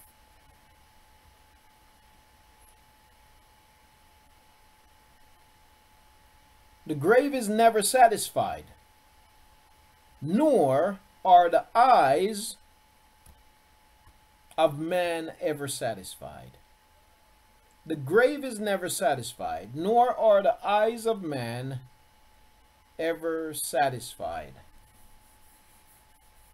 We always want more. We always want more. And that's just the honest truth. That's the way we are as human beings. We always want more. We get tired of what we have, and so we get rid of it just to get something different, something new. We always want more. You see? The eyes are never satisfied.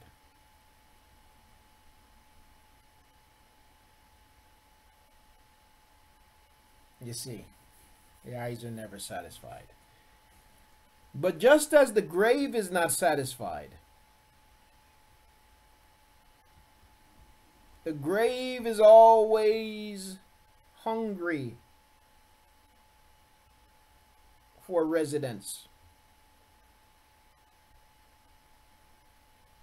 Yahuah, the grave.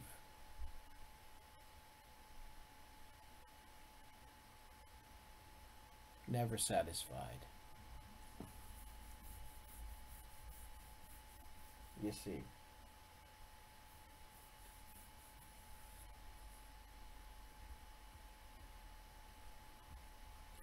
Now, bear with me just for 1 second. Now, they use the word crucible, but the word isn't really crucible, right? The word really isn't crucible. The matzrap or matzraf, place or instrument of torment, is what it is. Crucible is associated with the cross, Christian theology.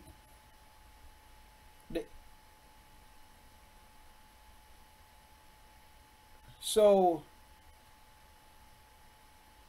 really what this is speaking about is, and I'm gonna have to break this down for a little bit, the instrument of purification. The instrument of purification is for silver. The instrument of purification is for silver. Now, what the word does is, the word matzraf, what it does is, it gives you the idea that for something to be made pure, it has to go through an almost torturous process, right? It has to go through a painful process. Matzraf. It has to go through matzraf, a painful process, in order for something to be made pure. In order for us to be made pure, we have to go through a painful process. Now think about it, having a tooth, right? Having a bad tooth in your mouth.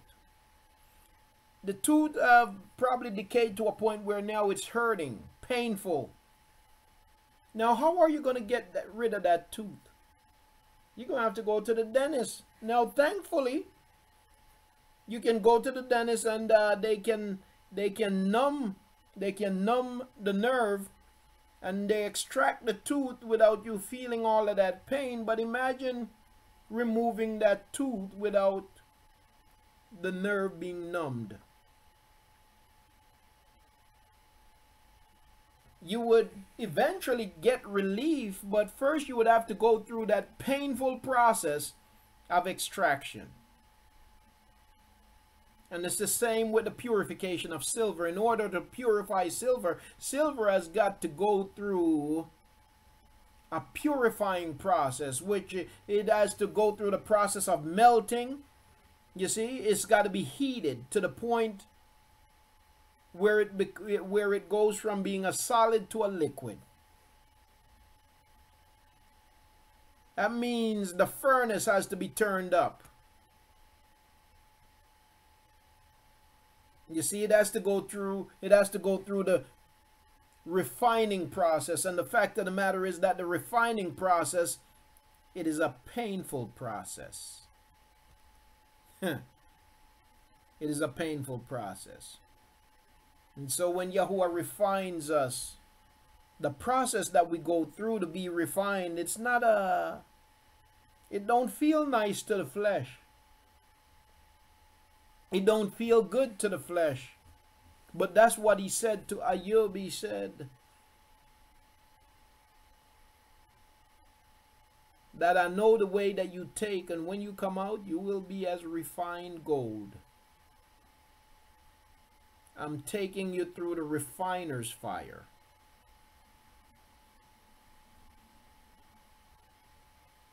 You see.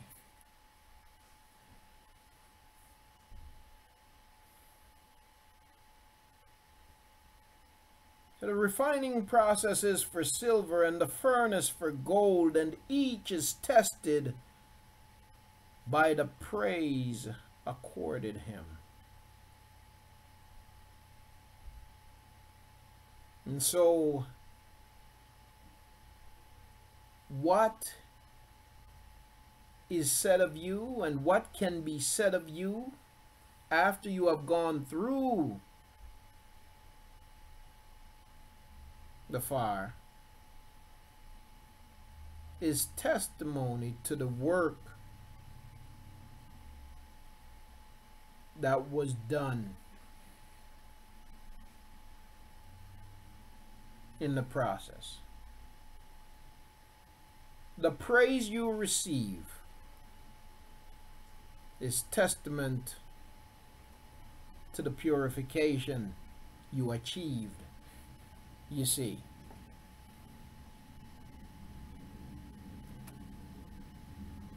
In verse 22 of chapter 27, it says, though you pound a fool in a mortar with a pestle along with crushed grain, yet his foolishness will not depart from him. Simply put, you cannot beat sense into a fool. You can't beat wisdom into a fool. It doesn't matter how much you pound him, a fool will always be a fool. Know well the condition of your flocks and pay attention to your herds. Know well the condition of your flocks and pay attention to your herd. You know, you can look at that from the perspective of an assembly. We need to be in touch with one another. We need to be aware of one another. We need to be so connected that we know what each other is going through, so that we can be there for one another. Look at it from the perspective of your home. You need to be aware of what goes on in your house. You can't be living upstairs and your children are living downstairs and they're doing whatever they want to do and you have no clue. You see.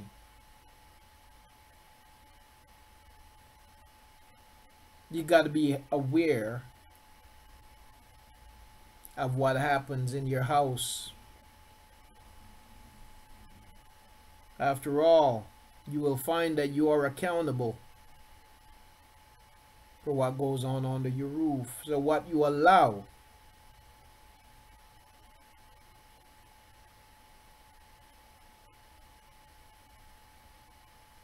can come back to harm you. Know well the condition of your flocks and pay attention to your herds.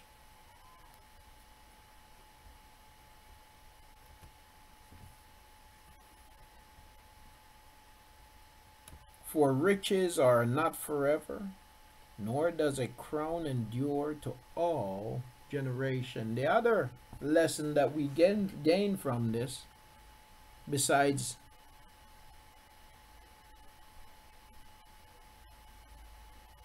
holding your house accountable, knowing one another, But the other lesson that we get from it, the gain from it, is the fact that we ought to be a good steward over whatever it is that have been committed to us. We ought to be good stewards over whatever it is that has been committed to us. Appreciate what you have or you'll lose it. Cherish whatever it is that Yahuah have imparted.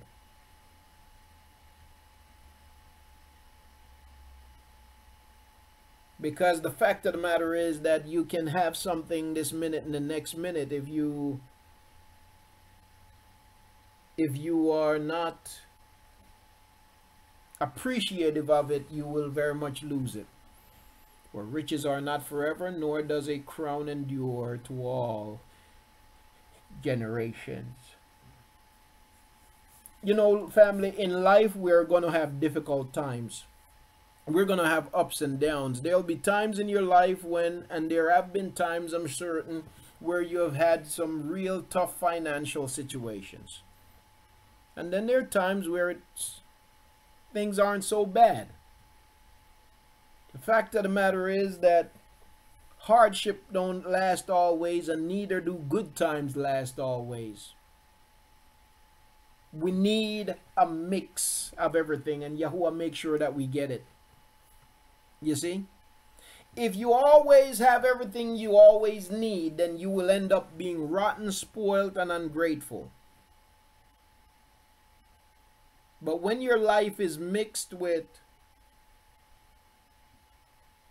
some abundance and some lack, you learn to be more thankful and appreciative.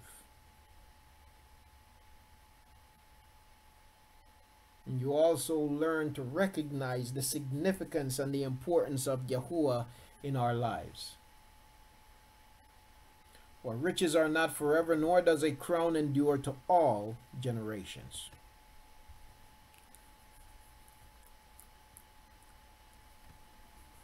When the grass disappears, the new growth is seen,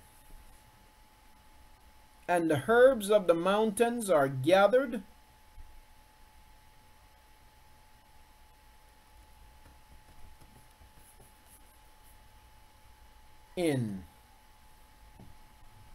For when the grass disappears, the new growth is seen, and the herbs of the mountains are gathered in. Again, the whole point there is the fact that in life has its seasons. There's a time for everything. And so if we go around with an expectation that we should not see difficult times, then we're going to be disappointed. And become unthankful and ungrateful, and might even be tempted to curse Yahuah. But life is made this way for our benefit. Life is designed this way for our benefit. There are times when it is necessary for us to have that furnace experience. And then there are times when it's necessary also to have that broad place experience, that valley of palm experience. And all of it works to teach us dependence on Yahuah. The lambs will be for your clothing, and the goats will bring the price of a field. That's Yahuah's provision. And there will be goat's milk, enough for your food, for the food of your household, and sustenance for your maidens. Yahuah does provide for our need. Allow Yahuah. Well, we're going to stop here at chapter 27, family. It's only 3:07, believe it or not. But I'm going to stop here at chapter 27. On on the note that Yahuah does provide for our need, the fact is that we must expect to have difficult times in life. You'll have good days and you'll have bad days. You'll have times of plenty and you'll have times of want. But all of it is intended for our good, and all of it is intended to teach us of Yahuwah's presence in our life and the importance of depending on Yahuah and Him building character in us. And so I'm gonna stop here at chapter 27, and Yahuah willing, we're gonna pick up in chapter 28 when we come back next week. And what I want to do now is I'm going to open up the microphone to any comments or questions that anyone might have. It's quite early, but nonetheless, I'm not going to labor the study. We'll stop here and we'll pick up in chapter 28 the next time we come together. So let me go to our mashpaka. Anyone, any comments, any questions, family?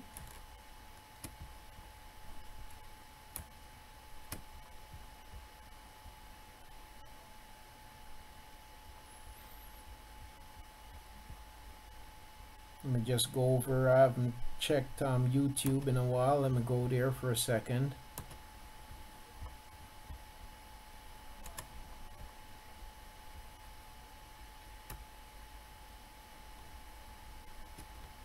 Okay. Okay, servant of Yah, can any explain to me why you guys use shalom instead of shalom, shalom, or okay, shalom as they say? Just curious. I'm new to seeking truth in Hebrew roots instead of Christianity. All right, it's interesting. This question was asked not too long ago. I don't remember who had asked the question, but I'll respond to it here again. All right, so now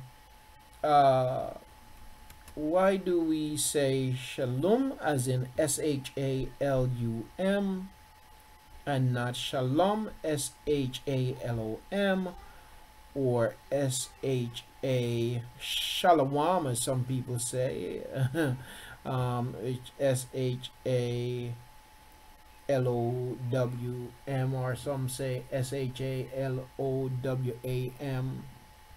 or SHALAWAM, so on and so forth. Okay, so the reason why, okay, was about 2 weeks ago. Okay, the reason why we say shalom and we write it SHALUM, as we study the Abari language, right? So the language, the name of the language is actually not Hebrew, it's actually Abari. Okay, now I don't know, someone might be like, well, where do you get that from?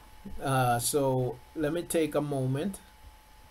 Give me just a second there, and I'm gonna show you. Put that on the screen for you here, family, in just a second. Give me 1 second. As a matter of fact, let me do this. Let me see if I can do it so you can see exactly what I'm doing. Bear with me here. Let me try to get this back. I want to show you alright, I'm gonna, give me 1 second. Let me try to, I'm gonna go to Blue Letter Bible just for a second, and then I'll put it on the screen. I'll use that as a search tool because it's easier to search using that website.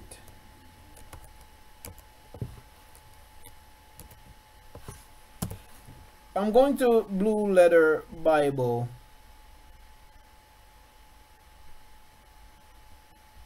Let me share my screen again so everyone can see. Where did that go?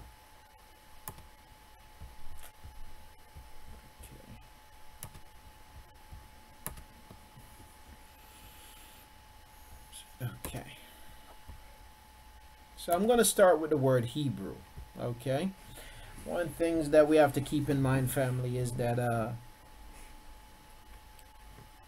the Bible is actually not the scriptures. The Bible is a translation of the scriptures, and actually a corrupt translation of the scriptures.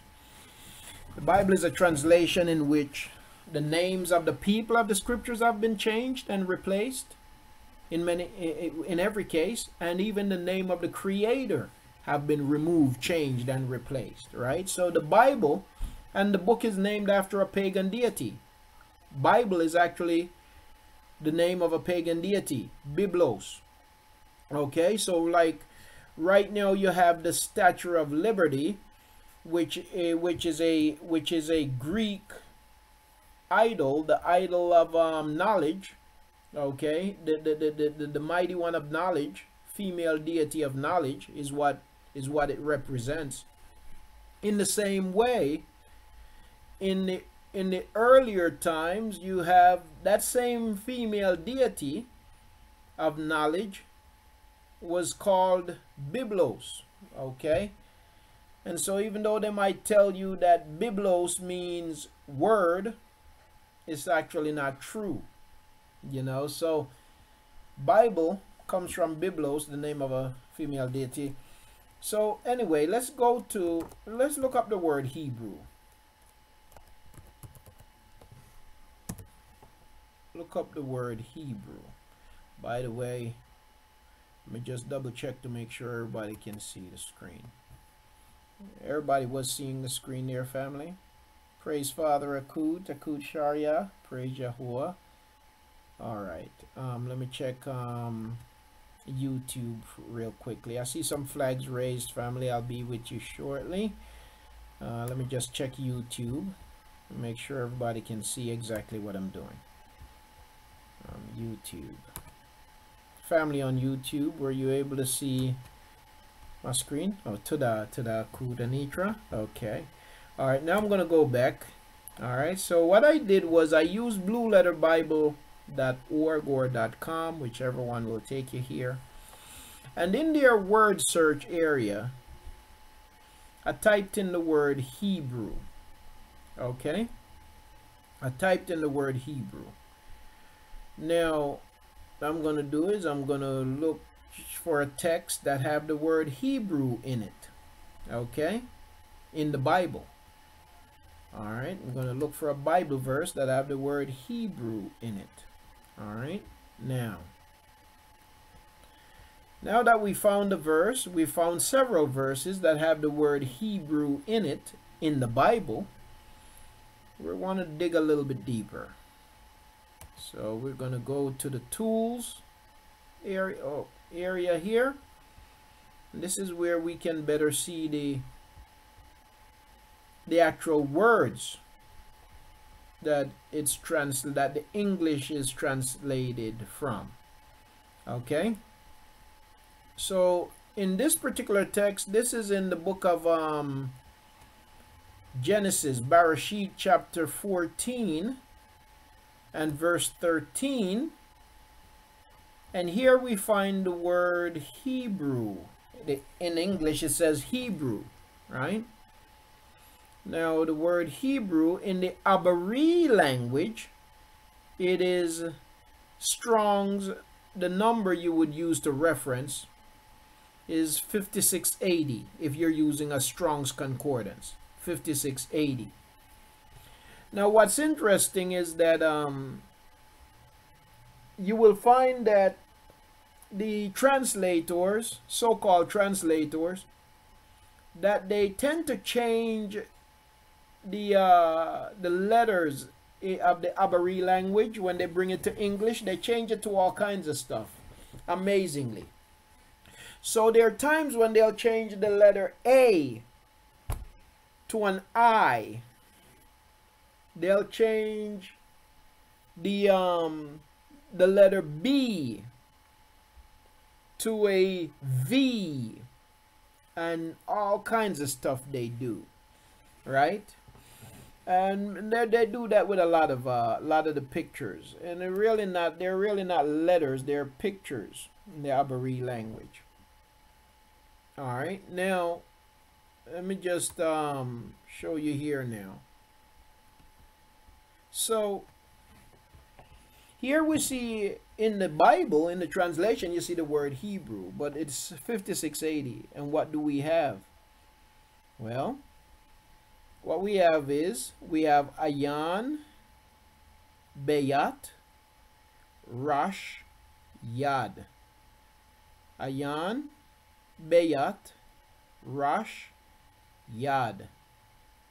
Ayan, this is A, which it is the picture of an eye, E-Y-E. In the Abari text, these are pictures. The ayan is the picture of an eye, which means to see, to look, right? Beyat is the picture of a house, dwelling place. Rash is the picture of a man's head, and Yad is the picture of an arm, right hand. But this is A-B-R-Y, and when you translate it, it becomes A-B-A-R-Y, Abari, Abari. Now here they put Ibri, I-B-R-I-Y. Now there is no I here. Where did they get an I from? They got an I between the R and the Y, the Rash and the Yad. They get an I there. There is no I there, right? As a matter of fact, there is no I in the Abari language. Then they changed the ayan, which is an A, they changed that to an I here at the beginning. So the word isn't Hebrew, the word is Abari. Okay, so I use that as an example so for people to see more clearly what I mean when I talk about how they have changed stuff. Now, so shalom. Why do we say shalom? S-H-A-L-U-M and not shalom or shalom or whatever. Well, we know that when in our studies, we know that shalom, and you can look this up for yourself. Shalom is in reference to a place. Yes, there is such a word as shalom, S-H-A-L-A-M. Okay. Let me see if I can look that up real quick.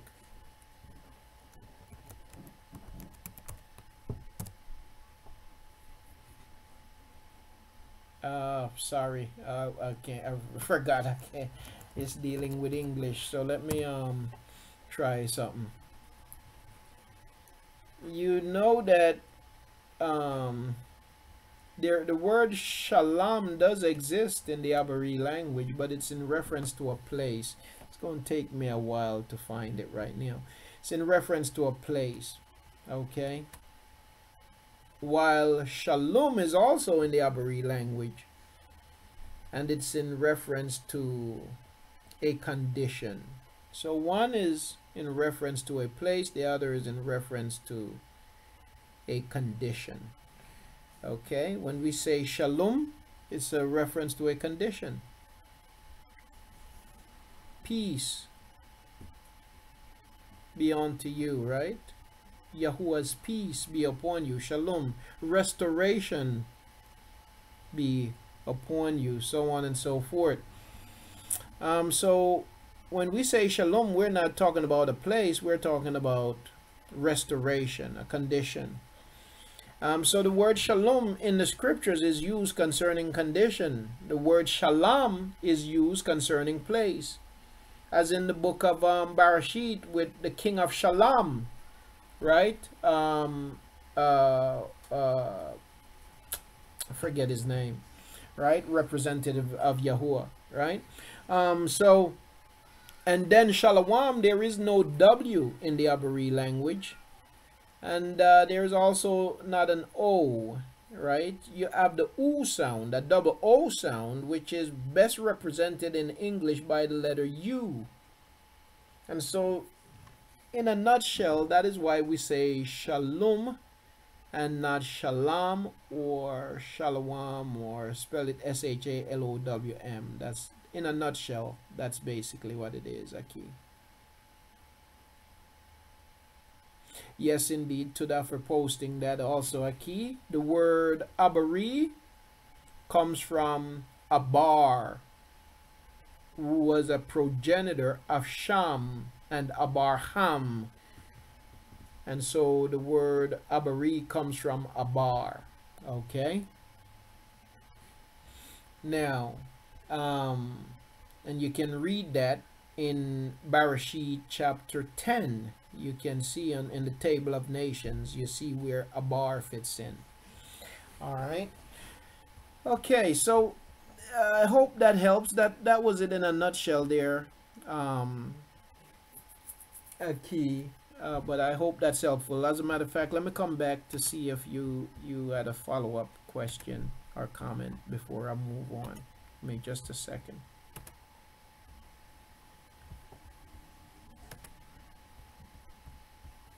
All right. Okay, you're welcomed. You're welcomed, Aki. You're welcomed. And I'm gonna read from Aki Franklin, what Aki Franklin wrote here. The name Hebrew comes from the verb abar, meaning it's a verb and it's a noun, meaning to pass over or through. The general meaning of just writing what they put up here, of the graceful root verb shalom, and they wrote it as shalem. Okay, shalom is what it is because there's no E in the language, is that of wholeness, completeness, or unbrokenness. See, for the opposite verb, raha, the denominative verb shalom, meaning to be in a contract of peace. We find that in Ayub 22:21 and Yeshayahu 42:19. Okay, so and again, it's not quite the way they explain it there. It almost seems interchangeable, but as you dig deeper, you find shalom is in reference to the place, which the place is connected to a condition. Okay, but the greeting is shalom. You find both in the Abari language. All right, now, all right, no problem, Aki. All right, let me go to Aki Damon and then to Akut Sharon. Please go ahead, Aki.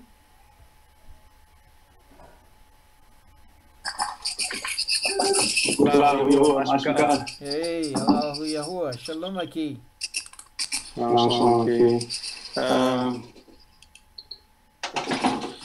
Wanted to say that, I won't be too bold to say that, I know Yahuah speaks to me and all of that, but, I will humbly say that I know he's, I know he's always talking.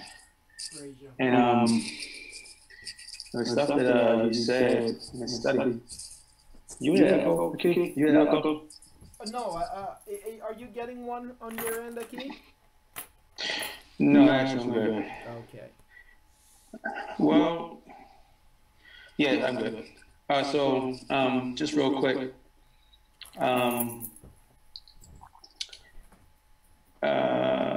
the scripture that says, those that go to the end will receive salvation. I think sometimes we, yeah, that's just a call. Could you mute your mic, Aki? Yes, I will, Aki. Give me just a sec. Let me do that. It's gonna sound better. Yeah.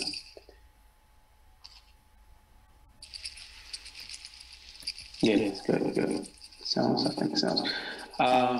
Sometimes we don't realize sometimes that enduring to the end is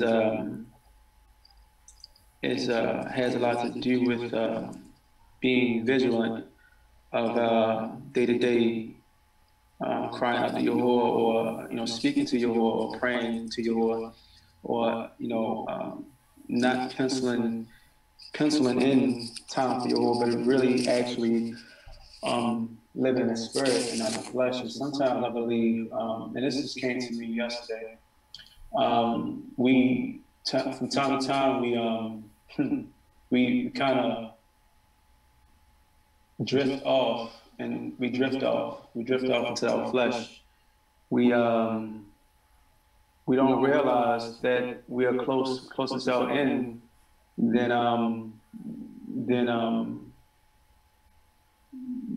we should be.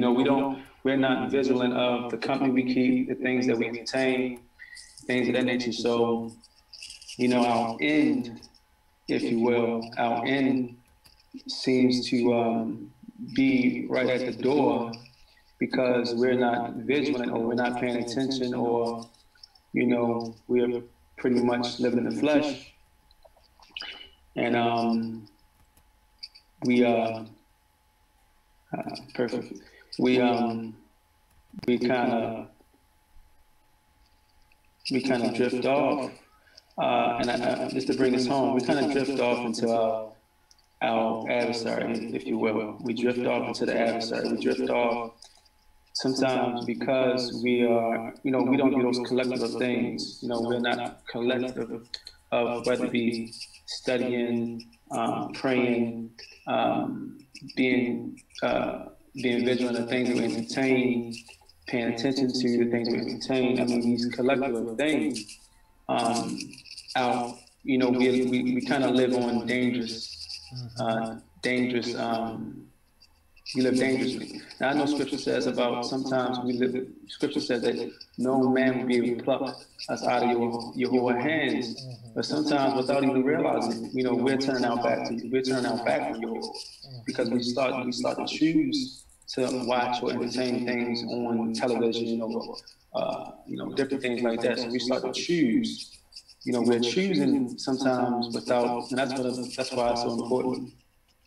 Fellowship is important. We are, you're important to me, Key, and the rest of my Haykal is important to me because we keep each other in check. I mean, like you said, who needs a yes man? This study, Yahuah is something else. The way he reveals things to us and talks to us, the creative ways that he reveals and talks to us. And this study, again, I said it before, but if you were a fly on the wall, you'd be surprised that I just spoke of the same exact thing. It may have been a couple of days ago, but I was just saying, who needs a yes man? Who needs to have somebody around them that is not correcting them, not keeping them in check, keeping each other in check? It's just so very important that we don't get rocked to sleep. Yeah. We don't get rocked to sleep, and how the adversary has a way of rocking us to sleep. Yeah. The adversary has a way of, whether it be our flesh or how Satan himself, or other adversaries out in the world, people or whatever, it has a way, the world has a way, if you're not vigilant, if you're not on that watchtower being vigilant, it has a way of rocking you to sleep, and it's very important to cry out to Yahuah, speak to Yahuah. If you have any problems, take things to Yahuah, have a relationship with Yahuah. So this study was definitely something that was confirmation for me, because it's just like, man, I mean, it's just, again, all praise to Yahuah for his creative ways of speaking, of talking, confirmation. It's just amazing. So again, I don't, claim to have such a tight relationship with Yahuah, but his mercy in the way that he speaks is astounding. It's just out of this world. So Allahu Yahuah for this study of Akhi, and the thing is Mashka. We have to, you know, and I appreciate all of you, and I understand. I'm understanding more and more how important it is to have these studies, because you'd be surprised, like you said earlier. Sometimes, like Keith said earlier, sometimes you feel like you're by yourself, and when you come to this room, you realize, and it's such, it's so refreshing to hear people that understand your plight, understand your struggle, day-to-day struggle. So, all praise Yahuah, and I just want to say I love you, Mashka, Shalom, Shalom. Praise Yahuah, and to the Aki, we give Yahuah praise, honor, and esteem, and we certainly do need each other, and need those reminders, and Yahuah is amazing in the way that he communicate to us what it is that he know that we need, and this timeliness also is perfect, and so we truly do praise Yahuah. You know, if man can sit down and figure out timing concerning certain things, right? We live in a society where they sit and they plan, and nothing that they do is done out of timing. Everything is done within timing. They have certain things they do politically. They have certain decisions that they make politically, and they'll wait for certain times and wait for certain distractions, for certain events to happen, and then they'll make an announcement because they know that within the news cycle this isn't going to get so much attention because people are going to be distracted by something else, so on and so forth. Yeah, people are going to be consumed by other things. Now, if man can come up with timing, you think about that situation the other day. Again, my friend Donald Trump, my good friend Donald Trump, he made a decision to pardon that racist sheriff down there in Arizona, Arpaio. Now, he knew 2 weeks ago that he was gonna pardon Arpaio, but Clark is the other one. he's a Klansman stuck in a black man's body. But he knew he was going to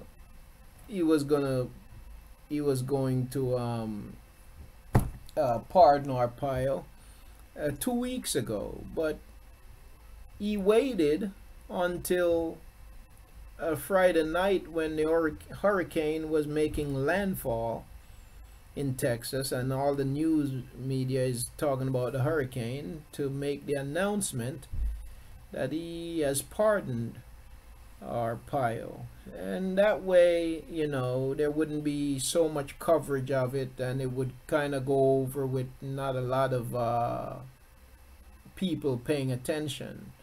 And so the hopes is that, oh, Clark resigned, huh? I wonder why. He just wrote a book that Trump was tweeting about.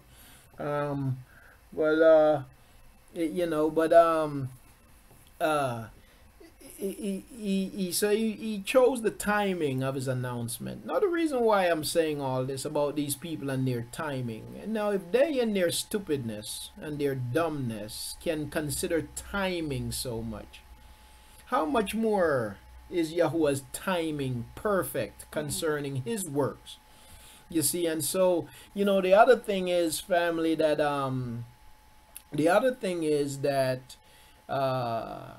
we got to remain cognizant of Yahuwah's timing concerning everything. We've got to remain cognizant of Yahuwah's timing concerning everything. Yes, indeed. Yes, indeed, Aki. Aware, mindful, but with understanding.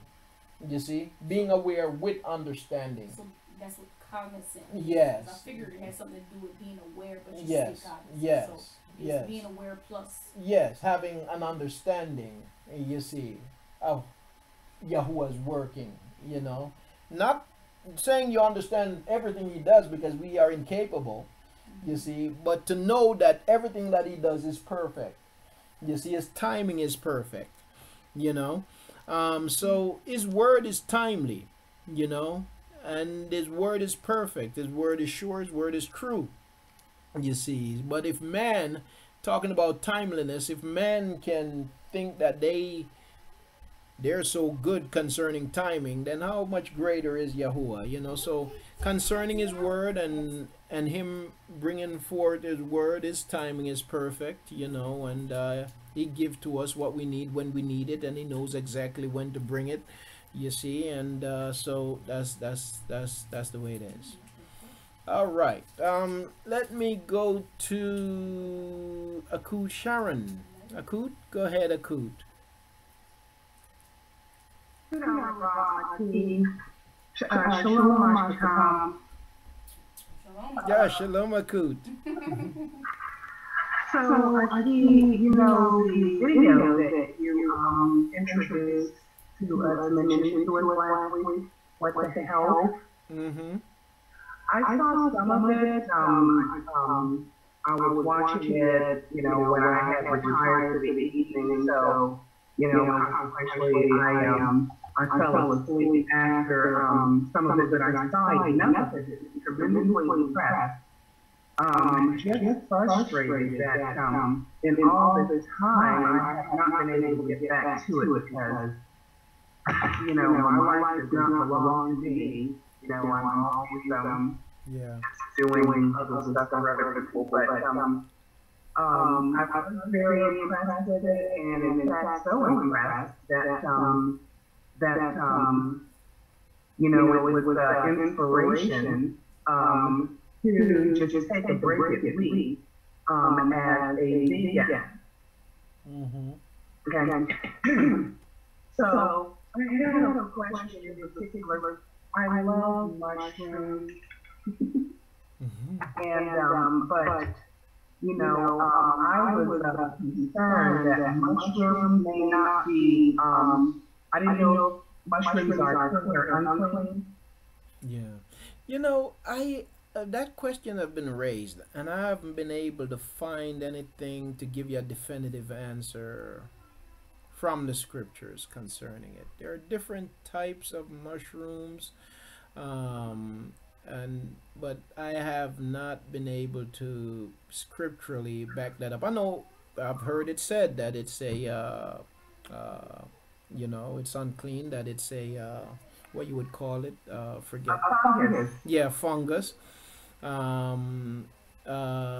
But I don't have a scriptural reference to say whether it's clean or unclean. I don't have a scriptural reference. Well, because when you have been brought up as and existed all your life as a carnivore, I have a wonderful recipe. There's black bean and portobello mushroom for vegetarian burgers. And I'm telling you, this recipe, the burgers come out tasting very much like regular hamburgers. And so I'd like to be able to, in good conscience, keep that recipe. Mm-hmm. Yeah, I really don't have a scriptural response. It is a fungus, I know that. I don't have a scripture to point directly to. And so I have, my response to that is, I don't like mushrooms like that. I know it's in certain things I eat, but I don't like mushrooms like that necessarily. But, if, I leave it. I don't have a scripture to point directly to, and so I leave it to an individual's conviction until I can find a scripture.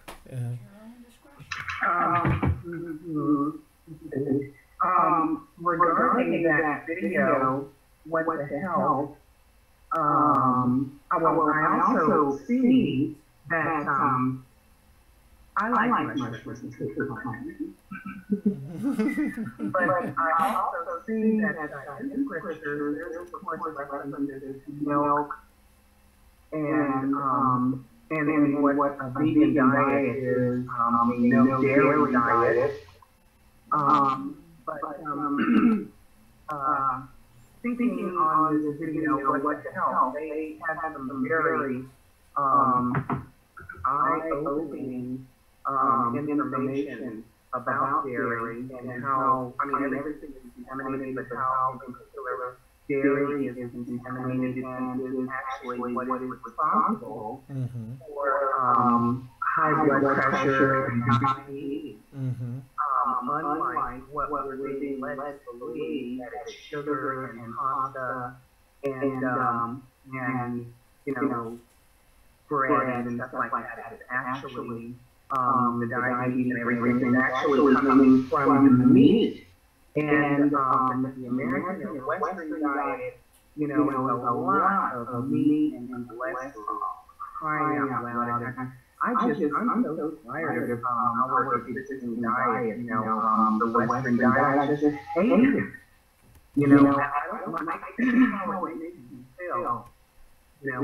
I feel drained and heavy. And I'm just not tired of it. And so I am looking for something different. And I really appreciate that video. I do see in the scriptures where there's references to milk and everything. And so, I'm just assuming that dairy is actually okay for you, or it's clean. But in today dairy is very contaminated. Yes, indeed, and I'm glad you brought up that point, Aku. So, some people say that the scriptures tell us that we shouldn't eat meat and that we weren't created to eat meat, that we're supposed to be vegans the whole way. That's the way it's supposed to be, which isn't true scripturally either. But there is a difference between the way we eat meat today, how much we consume, and the way that the meats that we are eating, the way that they're being raised. There's a big difference between between that and how things were in the scriptures. And so I'm gonna mute your mic for a little bit there, Akut. You could unmute it if you want to come back. You're tapping the keyboard, so it's coming across pretty loudly. Let me just mute you, and you can unmute when you want to come back, Akut. Yes, so it's not that Yahuah command us against milk or against meat. It's basically the way that it's being processed is what the problem is now. So number one, it was never intended for us to eat as much meat as we do, as we currently do. We eat meat. Some people eat meat is their only meal. They'll get a big old 2-pound piece of steak and that's their dinner, or a whole bunch of chicken and that's their, just ridiculous. Like, it was never intended for us to eat as much meat as we do, as often as we do. Not only that, the way that the meats are being processed, the way the animals are being fed, and so on. So the milk that they sell us is contaminated, the meats are contaminated, they're poisonous. And unfortunately, you know what? It's not just the meats either, unfortunately. They're doing it to everything. You see what I'm saying? They're doing it to everything. It's everything is affected, but one of the things about that not commercial, but that documentary too, and I've seen this in other news reports, people living near those pig farms, and how they just spray that filth in the air, and it gets all on the people's houses and on their clothes and everywhere. And then the pigs that die from sickness, how they take them and they grind them up and mix them up in feed and feed them back to the pigs, and then take those pigs and feed them kill them, put them in stores, and people eat them. It's ridiculous, the wickedness that they do, you see. So you know, it's just wicked, really wicked. But you know, Akut, it's good if we can change our eating habits, because it is affecting us greatly, significantly. Family, listen, over the past few years, I've known too many people. I'm not talking about people that I've heard of. I've known too many people that have died from cancer. I've personally known too many people that have died from cancer.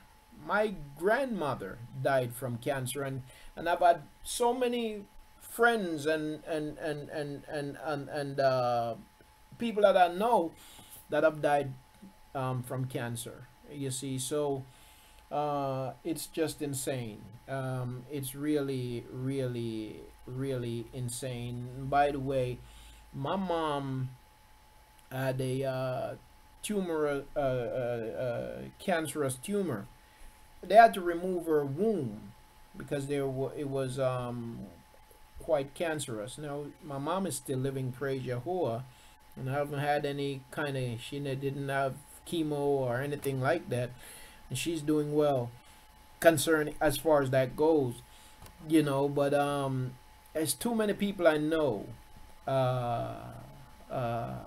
and it's all connected, and it's not just cancer, like Akut just mentioned, diabetes, high blood pressure, and all these other things.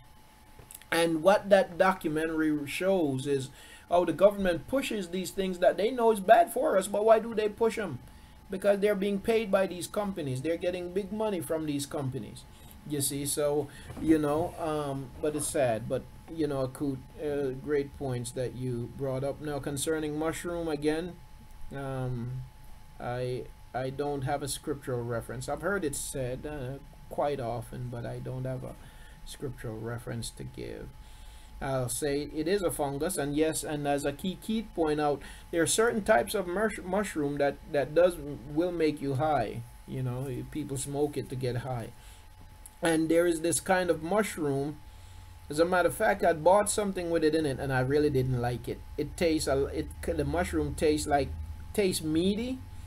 I don't remember the name of it, but I didn't like it at all. So, yeah, but I don't have. Okay, that's it. Yeah, I don't have a scriptural reference. To the key. Okay, Akut, go ahead, Akut.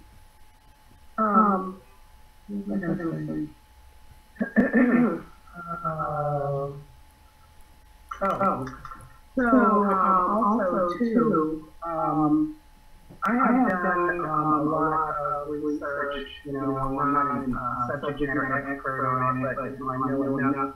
You know, I don't need to drill down any further. But water fasting, you know, the concept of fasting originated with me, and I think with a lot of folks. And in terms of spiritual fast, yeah, water fasting.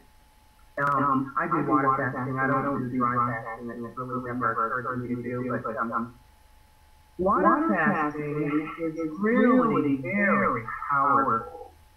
Abba has designed, I won't say powers of renewal in our bodies, but if we know how to access that in our bodies, it is through water fasting. We know how to access it. Water fasting is proven to reverse a number of medical conditions. And, you know, the process, again, I'm not, you know, a subject matter expert, but there is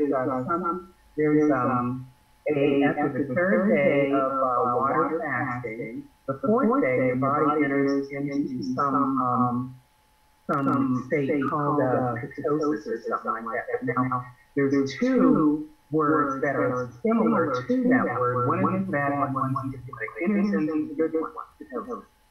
And after that, that is when your body is cleaning out all the dead cells, all the cancerous cells, all the old cells it's eating through. As far as protein, I think we're getting way too much protein because the body has about as much as 30 days protein in it already. We don't have to keep bombarding our bodies with protein.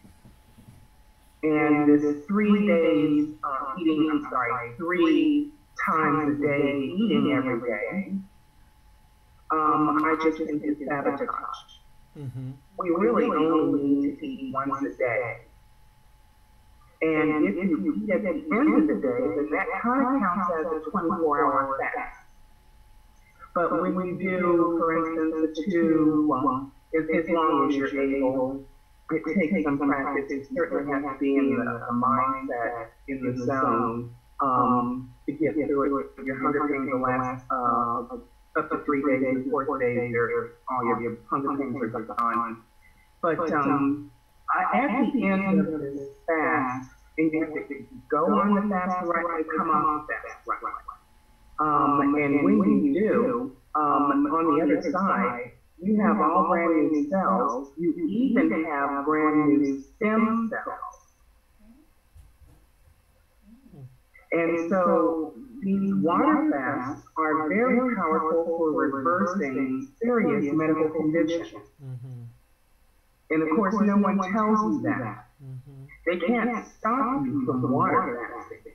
They want to bombard your system with 3 meals a day, meat, you know, and that is what's making us sick. And Dr. Seeley, you know, I don't know if he had a point or not, but he said in particular, melanated people from slave descendants, we're over here eating a food that is not natural to us. And that's why we have more diabetes, more cases of high blood pressure than anyone else, because this is not our food.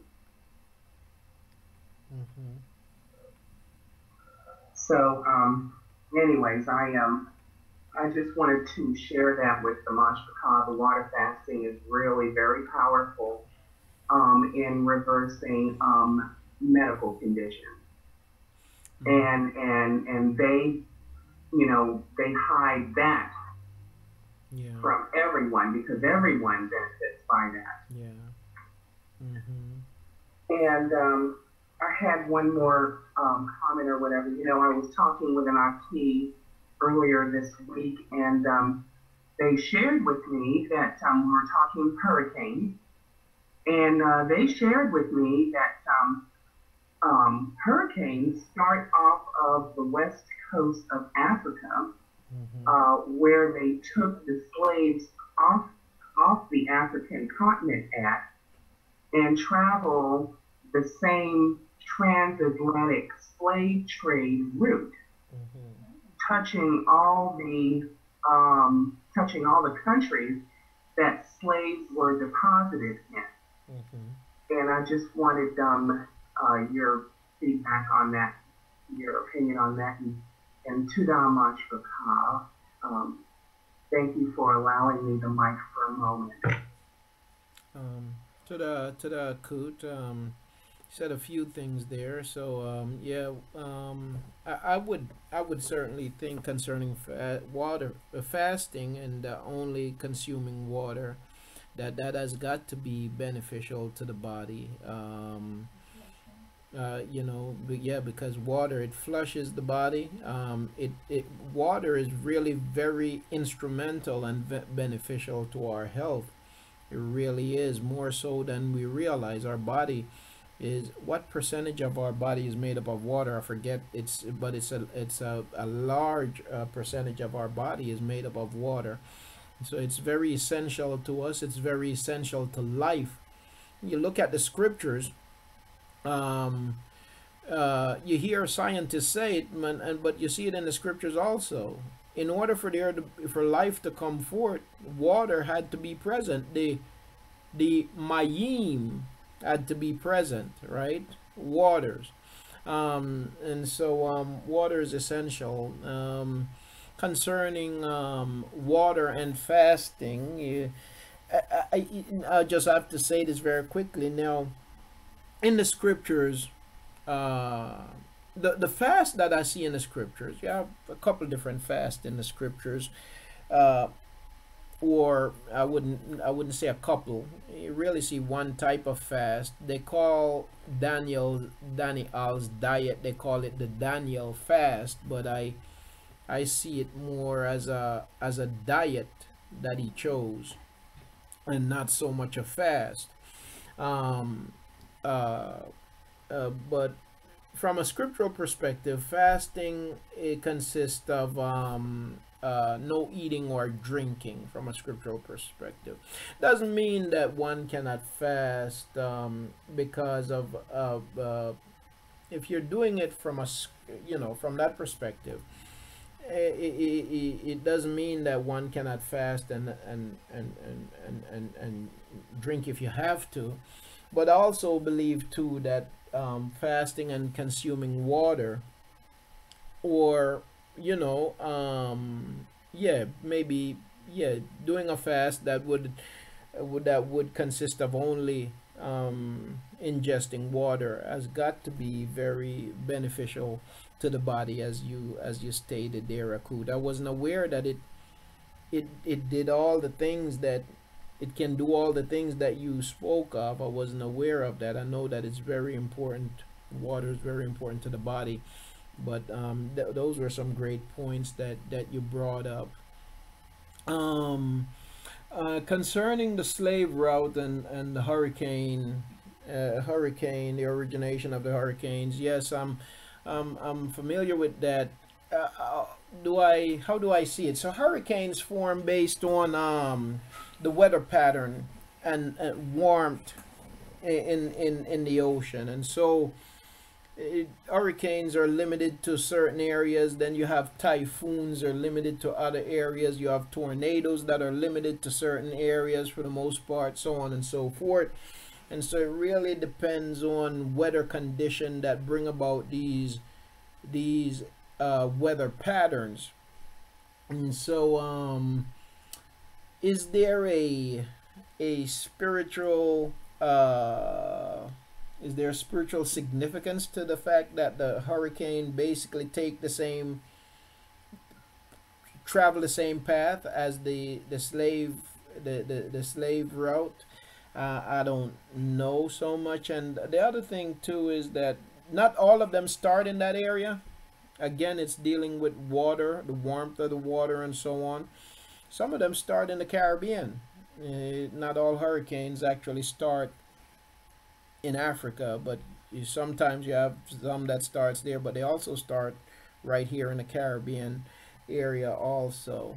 But it has to do with the climate, and that's why they're hurricanes and not something else, But spiritually, the spiritual significance, I don't know if there are any. I would think that they were around even, well, certainly they were, because even we have ships that have been devastated in those early times of slavery by hurricanes, and so they've been around even before the slave trade, so I don't know if they have any real spiritual significance in that sense. Yes, go ahead, Akud. I'm sorry, I forgot to mention something too. In my looking at that, I did just a little bit of research on the hurricane point of origin, and in this, well, anyways, I skipped that. Also too, tornadoes. Mm-hmm. Tornadoes, I looked at, I queried, let's see, what other countries besides this country, what other countries have tornadoes? Now, massively, this country in particular on the entire globe has the most concentration of tornadoes. Right. But I found that all tornadoes seem to, at least curiously to me, only occur in colonies, in westernized colonies. So that includes, for instance, South America, South Africa,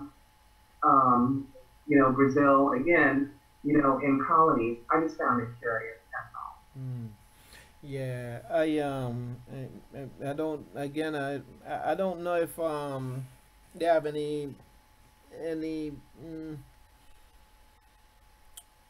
any spiritual significance. I don't know. I know that again, I don't know. I don't know if they have any spiritual significance.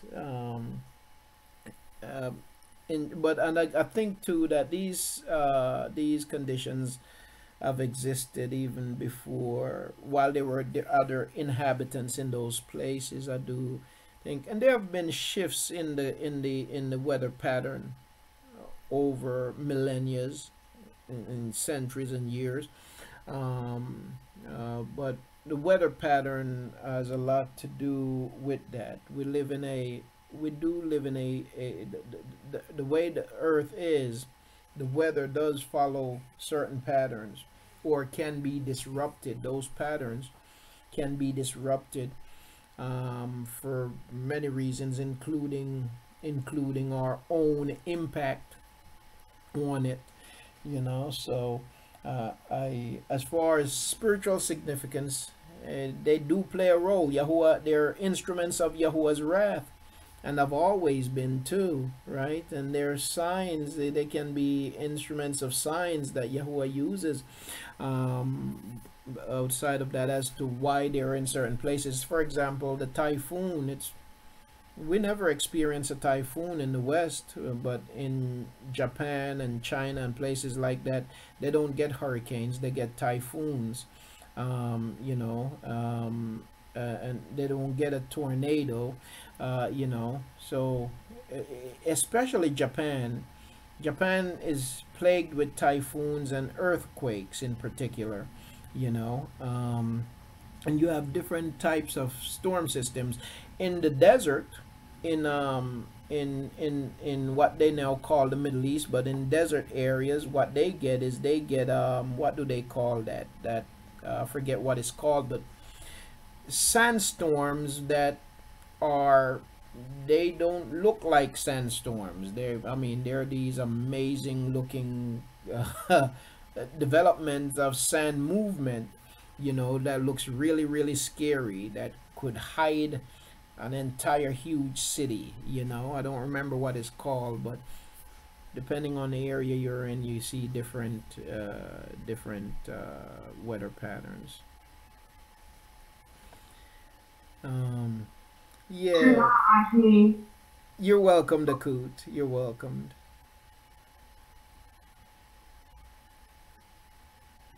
All right. Let me go to a key. Who else was there? A key Damon, was it? Or maybe a low. It's weird, when you lower your flag, this thing tells me that your flag is raised. Maybe that's what it was, a key. Maybe you had lowered your flag and it kind of signaled me that your flag was up or something. All right. Well, I'm gonna. Harp. I think the question was asked about harp. Yeah. So harp is this massive weapon. Really, it's a weapon that was created back in the early 1900s. Since then, they have developed it. They bought it from the creator, the government, and they have developed it. And it is something that can be used. That's the purpose of it, really, to manipulate the weather. And they can do so, and change weather patterns and even create patterns. Dust storm, but there's a certain name for it. But dust storm, a key, but they have a scientific name for it. I forget the scientific name. Harp is real. It's based in harp in the United States is based in what's they call that, Alaska, out in nowhere, in the middle of nowhere. That's where it's at. Now what they say is, they say that it's there just to study the this is the government's official story, that it's there to study the aurora lights. But it is a fact that it is a weapon, you know, a military weapon. And as a matter of fact, I believe it was in 19, and other nations have it. Russia have it.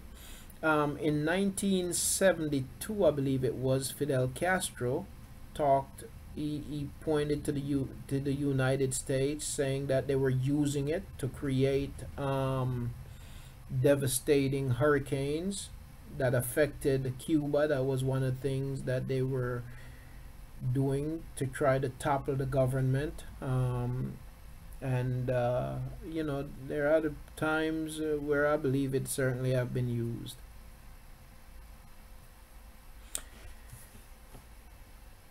Is it used to the extent that some people say it's used? I don't know. You know, sometimes yes, that's it, Aki. Great, that's it. Yes, and a boob. Yes, that's what it is, Aki. You know, and those are only happen in like desert areas, you know.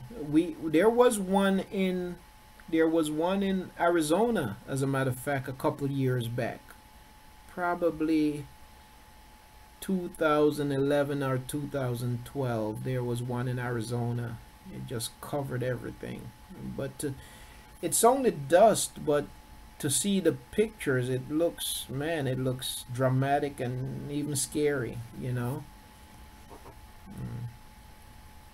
Yep, can reach up to 3,000 feet high and miles long, and can accompany dust storms, right? And a boob, right? Yeah, it looks scary and it looks massive. It can turn the whole place totally dark, and from all, you know. Oh, wow. Yeah, can imagine. Yep. Yes. All right. Now, okay. So, well, family, we're gonna prepare to close out here on today. It is my hope that our study and fellowship has been a baraka to you, Mashpaka. Yahuah willing, we'll meet tomorrow evening for Foundational Facts Fellowship, starting at 7 p.m. Eastern Time. And we'll continue in the book of Galatians. We covered chapter 3 the last time we're together. We'll go to chapter 4. Yahuah willing, tomorrow evening. All right. Okay, let us pray and close out. Abba Yahuah, we thank and praise you for this time.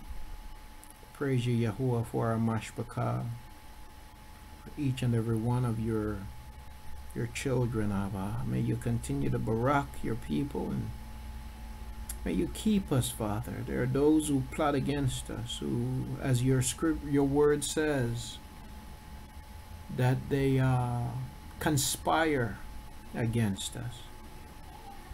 So, Father, we pray for your preservation. We pray for your protection.